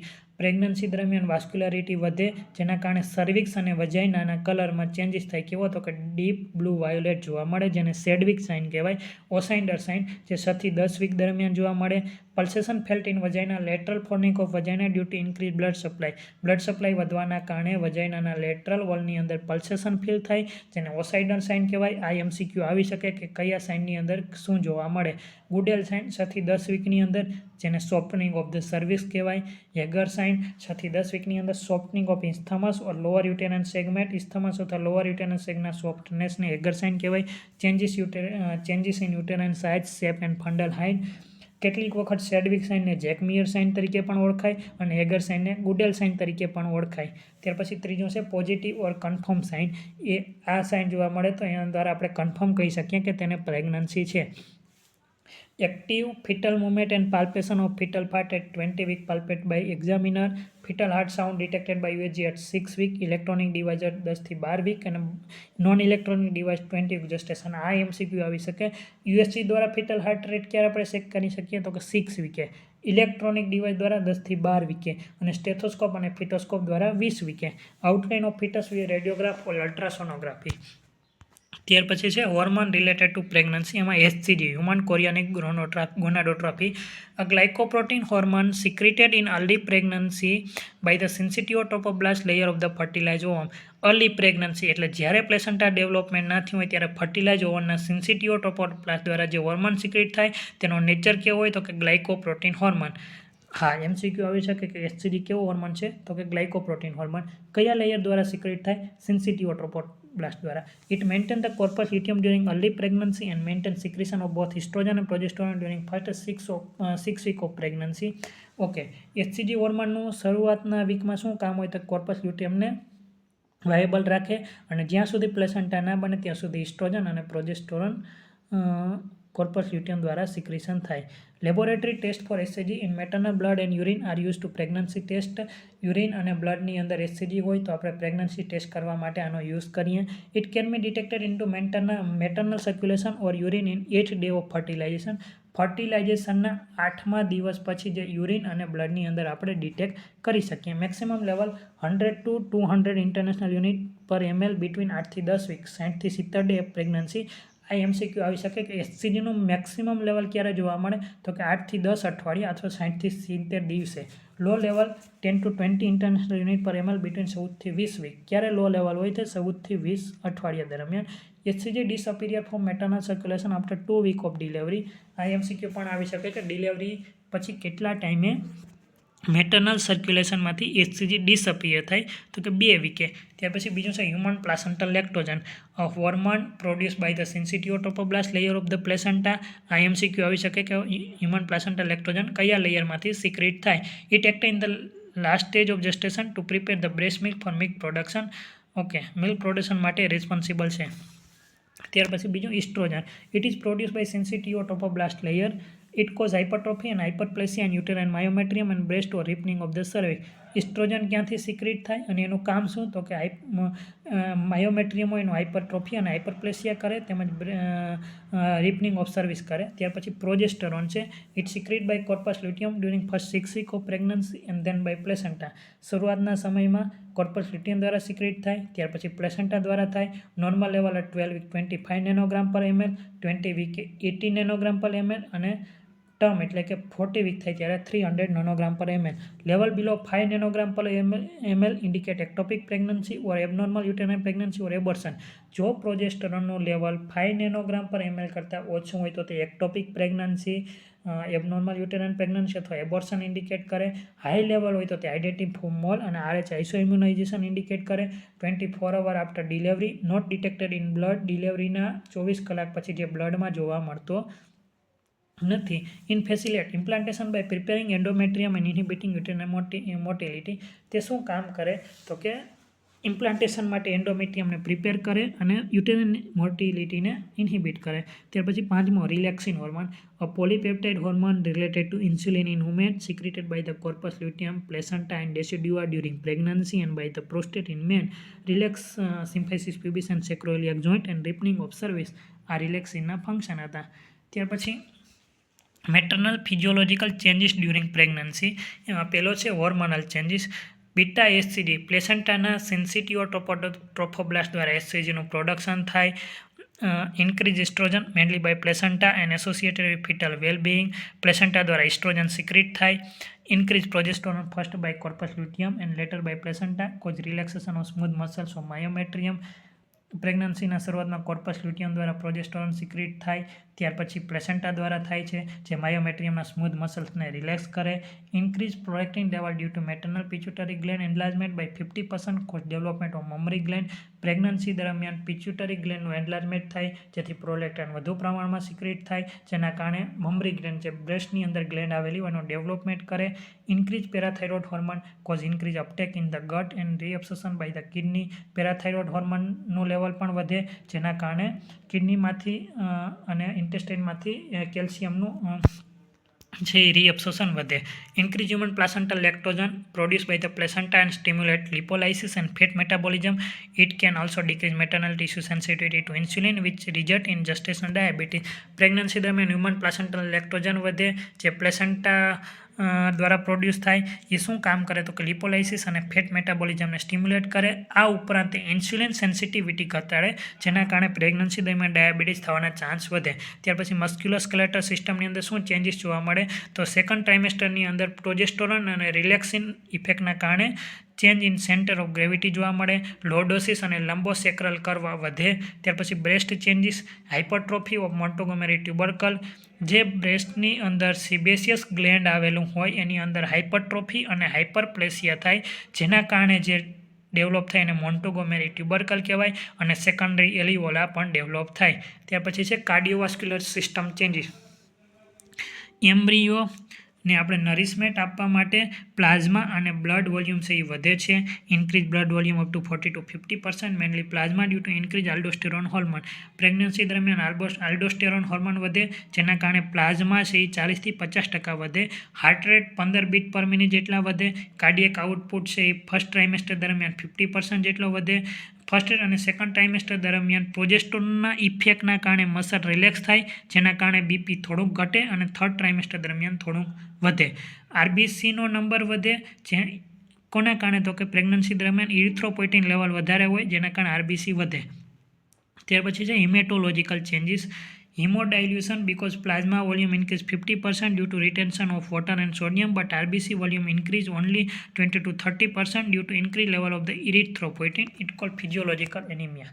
Okay મિત્રો, આ એમસીક્યુ આવી શકે કે પ્રેગ્નન્સી દરમિયાન ફિઝિયોલોજીકલ એનિમિયા થવાનું કારણ શું? તેનો જવાબ આવે હિમોડાયલ્યુશન. શું કામે તો કે પ્રેગ્નન્સી દરમિયાન છે ને વોટર અને સોડિયમનું રિટેન્શન થાય, જેના કારણે પ્લાઝમા વોલ્યુમ 50% જેટલા વધે. એની સામે ઇરિથ્રોપોઇટિનના કારણે આરબીસી માત્ર 20 થી 30% વધે. એટલે ઓલ બોડીની અંદર પ્લાઝમા વોલ્યુમ વધ્યું તો એની અંદર આરબીસી ડાયલ્યુટ થયા, તો એનું નામ પડ્યું haemodilution. Maternal blood volume increase 30 to 45% called hypervolaemia of pregnancy. Maternal blood volume વધે. WBC 15 થી 20,000 વધે. પ્લેટલેટ કાઉન્ટ 1 લાખ થી 1.5 લાખ જેટલા ઘટે. Level of coagulation factor increase, mainly fibrinogen and factor 8. So there is increase chance of the deep vein thrombosis mainly in left leg. Pregnancy દરમિયાન coagulation factor વધે, એમાં mainly છે ફાઇબ્રિનોજન અને ફેક્ટર 8, જેના કારણે ડીપ વેન થ્રોમ્બોસિસ થવાના chance વધે. ત્યાર પછી છે રિનલ સિસ્ટમ ચેન્જીસ. એની અંદર increase frequency in first and third trimester because increase bladder sensitivity and pressure of the growing uterus on the bladder. First ટ્રાઇમેસ્ટરમાં અને થર્ડ ટ્રાઇમેસ્ટરમાં ફિટસ ગ્રો થાય, જેના કારણે ગ્રોવિંગ ફિટસનું પ્રેશર બ્લાડર ઉપર આવે, જેના કારણે ફ્રીક્વન્સી ઓફ મિક્ચ્યુરેશન વધે. Decrease bladder tone and increase bladder capacity due to effect of increase level of the progesterone. Progesterone level pregnancy દરમિયાન વધારે હોય, જેના કારણે બ્લાડર ટોન ઘટે અને બ્લાડર કેપેસિટી વધે. Perform Kegel exercise to increase bladder tone and decrease frequency of urination. Okay, આઈએમસીક્યુ આવી શકે કે પ્રેગ્નન્સી દરમિયાન બ્લાડર ટોન વધારવા માટે અને ફ્રીક્વન્સી ઓફ મિક્ચ્યુરેશન ઘટાડવા માટે કઈ એક્સરસાઇઝ એડવાઇઝ કરવાની તો કિગલ એક્સરસાઇઝ. ત્યાર પછી skin linea nigra dark strike on midline of the abdomen. ઝાયફિસ્ટર્નમથી લઈ અને સિમ્ફાઇસિસ પ્યુબિસ સુધી ડાર્ક કલરની પિગમેન્ટેશન લાઇન હોય છે, જેને આપણે લિનિયર નાઇગ્રા કહીએ. Chloasma brownish hyper pigmentation on forehead, cheek and nose. Forehead, cheek અને નોઝમાં બ્રાઉનિશ હાઇપર પિગમેન્ટેશન થાય, જેને કાલોઝમાં કહેવાય. Striae gravidarum reddish purple stretch mark on the abdomen, thigh and breast. Vascular spider naevi on neck, chest, face and arm. Reproductive સિસ્ટમની અંદર changes. Uterus enlarged and increase in weight from 60 gram non-pregnant to 1000 gram as a result of the hyperplasia, influence of estrogen and hypertrophy. Pregnancy દરમિયાન ઇસ્ટ્રોજનનો level વધે, ફિટસનું growth અને development થાય, જેના કારણે યુટ્રસમાં હાઇપરપ્લેસિયા અને હાઇપરટ્રોફી થાય, જેથી નોન પ્રેગ્નન્ટમાં જેનું વેટ 60 ગ્રામ હોય છે, જે 1000 ગ્રામ જેટલું વધે. Irregular contraction of uterus in 60 week of gestation. Pregnancy દરમિયાન પેનલેસ, કોઝલેસ અને ઇરેગ્યુલર કોન્ટ્રાક્શન હોય કે જેનો સર્વાઇકલ ડાયલેટેશનની અંદર કોઈ પણ ઇફેક્ટ જોવા મળતી નથી, જેને બ્રેક્સ્ટોસિક કોન્ટ્રાક્શન તરીકે ઓળખીએ, જે 16 વીકથી જોવા મળે. Cervix become shorter, more elastic and larger in diameter with thick mucus plug. Vaginal secretion become thick, white and more acidic. Weight gain. Normal weight gain during all pregnancy 11 to 30 kg, average 20 kg or 26 pound. Okay, pregnancy દરમિયાન normal weight gain કેટલું થાય? Average પૂછે તો 12 kilogram, અને જો range પૂછે તો 11 થી 13 કિલોગ્રામ, અને જો પાઉન્ડમાં પૂછે તો 26 પાઉન્ડ. ફર્સ્ટ ટ્રાઇમેસ્ટર દરમિયાન 1 કિલો વધે, સેકન્ડ ટ્રાઇમેસ્ટર દરમિયાન 5 કિલો વધે અને થર્ડ ટ્રાઇમેસ્ટર દરમિયાન 5 કિલો વધે. નોર્મલ BMI કે જેનો BMI 20 થી 26 હોય તેની અંદર 11 થી 13 કિલોગ્રામ વેટ ગેઇન થાય. અંડર વેટ કે જેનો BMI 19 થી ઓછો હોય જેની અંદર 11 થી 18 કિલોગ્રામ જેટલું વેટ ગેઇન થાય. અને ઓવર વેટ ગેઇન ઓબેઝ વુમન હોય કે જેનું BMI 19 થી વધારે હોય તેની અંદર 7 kg જેટલું વેટ ગેઇન થાય. હવે જે 11 kg વેટ ગેઇન થયું એ કોની અંદર કયા પાર્ટના લીધે વધે તો કે રિપ્રોડક્ટિવ વેટ ગેઇન, એમાં ફિટસનું વેટ 3.3 kg એવરેજ હોય, પ્લેસેન્ટાનું 0.6 kg હોય, એમનિયોટિક ફ્લુઇડનું લેવલ 0.8 kg હોય, યુટ્રસનું 0.9 kg હોય, બ્રેસ્ટનું 0.4 kg હોય, એટલે ટોટલ 6 kg એ વધે. અને નેટ મેટર્નલ વેટ ગેઇનની અંદર blood volume 1.3 kg, extra cellular fluid 1.2 kg, fat અને પ્રોટીન 3.5 kg, એટલે ટોટલ 6 kg, એટલે 6 + 6 એટલે 12 kg થઈ ગયું. Rapid weight gain or more than 0.5 kg in week or more than 2 kg in month suggest pre-eclampsia. જો એક વીકની અંદર 0.5 kg કરતાં વધારે વેટ ગેઇન અથવા તો એક મંથની અંદર 2 kg કરતાં વધારે વેટ ગેઇન થાય તો પ્રી-એક્લેમ્સિયા સજેસ્ટ કરે છે. અને જો વેટ ગેઇન ડિક્રીઝ થાય તો IUGR અથવા ઇન્ટ્રાયુટેરાઇન ડેથ સજેસ્ટ કરે. ત્યાર પછી method of obstetric examination. A thorough and systemic abdominal examination beyond 28 week of pregnancy to diagnose lie, presentation and attitude of fetus. પ્રેગ્નન્સીના 28 વીક જસ્ટેશન પછી lie, presentation, position, attitude diagnose કરવા માટે systemic વેમાં abdominal examination કરવામાં આવે. Height of fundal measure by ulnar border of the left hand. Left હેન્ડના ulnar border દ્વારા fundal height measurement કરવામાં આવે. Palpation should not do during breastonic contraction or uterine contraction in labor. Uterine contraction દરમિયાન abdominal પાલ્પેશન કરવું નહીં. ઓબ્સ્ટેટિક grip or લિવોપોલ્ડ manual. લિવોપોલ્ડ નામના સાયન્ટિસ્ટે આ grip આપી જેથી તેને લિવોપોલ્ડ મેન્યુઅલ તરીકે પણ ઓળખાય. જેમાં 4 છે: ફંડલ, લેટરલ, પૌલિક અને પેલ્વિક ગ્રીપ. પહેલી grip fundal. Both hand place on whole fundal area and find which fetal part lying in fundus. બે હાથ યુટ્રસના ફંડલ પાર્ટની અંદર રાખવાના અને ત્યાં કયો પાર્ટ છે એ આપણે પાલ્પેટ કરવાનો. Feeling broad irregular soft mass in fundus suggest breech. જો બ્રોડ અને ઇરેગ્યુલર સોફ્ટ માસ હોય તો ત્યાં બ્રિજ એટલે બટક્સ આવેલા છે. જો સ્મૂથ હાર્ડ અને ગ્લોબ્યુલર માસ હોય તો ત્યાં હેડ આવેલું છે. અને જો ટ્રાન્સવર્સ લાઈ આવેલી હોય તો ફંડલ એરિયા છે એ એમ્પ્ટી હોય તો કંઈ ફીલ થતું નથી. બીજું છે lateral grip. Both hand place either side of umbilicus to palpate the position of back, limb and anterior shoulder. Lateral ગ્રીપની અંદર એક હાથથી પ્રેસ કરવાનું અને બીજી બાજુ આપણે પાલ્પેટ કરવાનું. જો કન્ટિન્યુ રેગ્યુલર પાર્ટ ફીલ થાય તો એ બાજુ બેક આવેલી હોય અને જે બાજુ ઇરેગ્યુલર પાર્ટ અને વચ્ચે ગેપ ફીલ થાય ત્યાં એક્સ્ટ્રીમિટી આવેલી હોય. ત્યાર પછી પેલ્વિક ગ્રીપ સેકન્ડ અથવા પૌલિક grip. Overstretch thumb and forefinger of right hand place over the lower pole of the uterus, keeping the ulnar border of palm on the upper border of symphysis pubis. It gives information about engagement and used to judge the size, flexion and mobility of the fetal head. In transverse lie, pelvic grip is empty. Pawlik grip કઈ રીતે પાલ્પેટ કરવાની તો એક બાજુ thumb અને બીજી બાજુ four finger stretch કરી અને લોઅર એબ્ડોમિન અથવા સિમ્ફાઇસિસ પ્યુબિસની ઉપર પ્લેસ કરી અને આપણે જોવાનું કે હેડનું એન્ગેજમેન્ટ, તેની સાઇઝ, એનું ફ્લેક્શન અને મોબિલિટી કેટલું છે એ જોવાનું. અને ટ્રાન્સવર્સ લાઇનની અંદર આ એરિયા છે એમ્પ્ટી હોય. ત્યાર પછી pelvic grip first. Four finger of both hand place on lower pole of uterus. Observe divergence of finger, engage head or conversion of finger not engage head. It give information about the engagement, descent of head, presentation and attitude of fetus. Last અને ચોથી જે grip છે એની અંદર four finger દ્વારા આપણે assessment કરવાનું. જો આપણી બંને ફિંગર જેમ જેમ લોઅર પોલની અંદર જાય અને બંને ફિંગર મળે તો એમને એને કન્વર્સ કહીએ. એનો મતલબ કે હેડ એન્ગેજમેન્ટ નથી.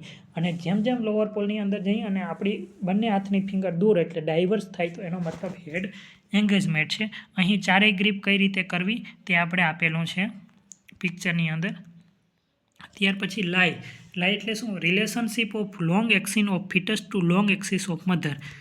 લોંગ એક્સિસ એટલે મધરના સ્પાઇન અને ફિટસના સ્પાઇન બંને વચ્ચેની જે રિલેશનશિપ હોય એને આપણે લાઈ કહીએ. 3 લાઈ હોય મોસ્ટલી: લોન્જિટ્યુડિનલ લાઈ, ટ્રાન્સવર્સ લાઈ અને ઓબ્લિક લાઈ, જે અહીં આપેલી છે. ઓકે. ત્યાર પછી પ્રેઝન્ટેશન.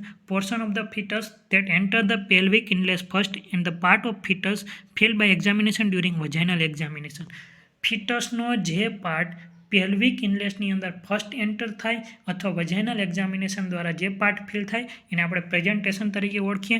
એની અંદર 4 પ્રેઝન્ટેશન હોય. સિફેલિક એટલે હેડ ફર્સ્ટ એન્ટર થાય, બ્રીચ એટલે બટક્સ ફર્સ્ટ એન્ટર થાય, શોલ્ડર એટલે શોલ્ડર ફર્સ્ટ ઇનલેટમાં એન્ટર થાય, કમ્પાઉન્ડ એટલે કે ફિટસના એક અથવા એના કરતાં વધારે પાર્ટ્સ એ એન્ટર થતા હોય. અહીં પ્રેઝન્ટેશનના વેરિએશન આપેલા છે. પહેલું છે એની અંદર હેડ એન્ટર થયું તો એ નોર્મલ સિફેલિક પ્રેઝન્ટેશન છે. બીજા પિક્ચરની અંદર શોલ્ડર પહેલાં એન્ટર થયું તો તે શોલ્ડર અથવા ટ્રાન્સવર્સ પ્રેઝન્ટેશન છે. ત્યાર પછી ત્રીજું છે એની અંદર ફેસ પહેલાં એન્ટર થયું તો ફેસ અથવા બ્રો પ્રેઝન્ટેશન છે. ત્યાર પછી નીચે છે એની અંદર બ્રિચમાં એ બટક્સ પહેલાં એન્ટર થયા તો એ કમ્પ્લીટ બ્રિચ છે. બટક્સની અંદર ફૂટ સૌથી પહેલાં એન્ટર થયો તો એ ફૂટલિંગ છે અને ફ્રેન્ચ બ્રિચ. ત્યાર પછી છે presenting part. The fetal structure lying nearest to the internal os of cervix which can be felt by examiner finger. પ્રેઝન્ટેશનની અંદર પણ સ્પેસિફિક જે પાર્ટ ઇન્ટરનલ ઓસની નજીક ઇમ્પ્લાન્ટ આવેલો હોય તેને પ્રેઝન્ટિંગ પાર્ટ કહેવાય, જે એક્ઝામિનર ફિંગર દ્વારા ફીલ થાય. એમાં જો સિફેલિક હોય તો તેમાં 3 પાર્ટ હોય, વર્ટેક્સ, બ્રો અને ફેસ. ફેસ એટલે કે ચીનથી લઈ અને ગ્લેબેલા સુધી, જેને ફેસ કહેવાય. બ્રો એટલે ગ્લેબેલાથી લઈ અને એન્ટિરિયર ફંટાનેલ, અને બ્રો કહેવાય વર્ટેક્સ એટલે કે એન્ટિરિયર ફંટાનેલથી લઈ અને પોસ્ટિરિયર ફંટાનેલ સુધી. બ્રિચ એની અંદર ઓનલી બટક્સ, જો 2 બટક્સ હોય ખાલી તો એને કમ્પ્લીટ બ્રિચ કહેવાય. બટક્સ અને ફીટ હોય તો તેને ફ્રેન્ક બ્રિચ કહેવાય, અને ખાલી ફીટ હોય તો તેને ફૂટલિંગ કહેવાય. શોલ્ડરની અંદર આર્મ પણ હોઈ શકે, શોલ્ડર પણ હોઈ શકે અને ટ્રંક પણ હોઈ શકે. ત્યાર પછી છે fetal attitude. Relationship of the fetal part to one other, એટલે કે ફિટસના બોડી પાર્ટના બીજા બોડી પાર્ટ સાથે સંબંધ હોય એને ફિટલ એટીટ્યુડ કહેવાય, જેમાં ફ્લેક્શન, એક્સટેન્શન અને માર્ક ડિફ્લેક્શન હોય. Common and universal intrauterine attitude of fetal is generalized flexion. આ એમસીક્યુમાં આવી શકે કે કોમન અને યુનિવર્સલ એટીટ્યુડ ફિટસનો કયો હોય તો જનરલાઇઝ્ડ ફ્લેક્શન. ત્યાર પછી denominator. It is bony fixed point of the presenting part which make relationship with various quadrant of the maternal pelvis.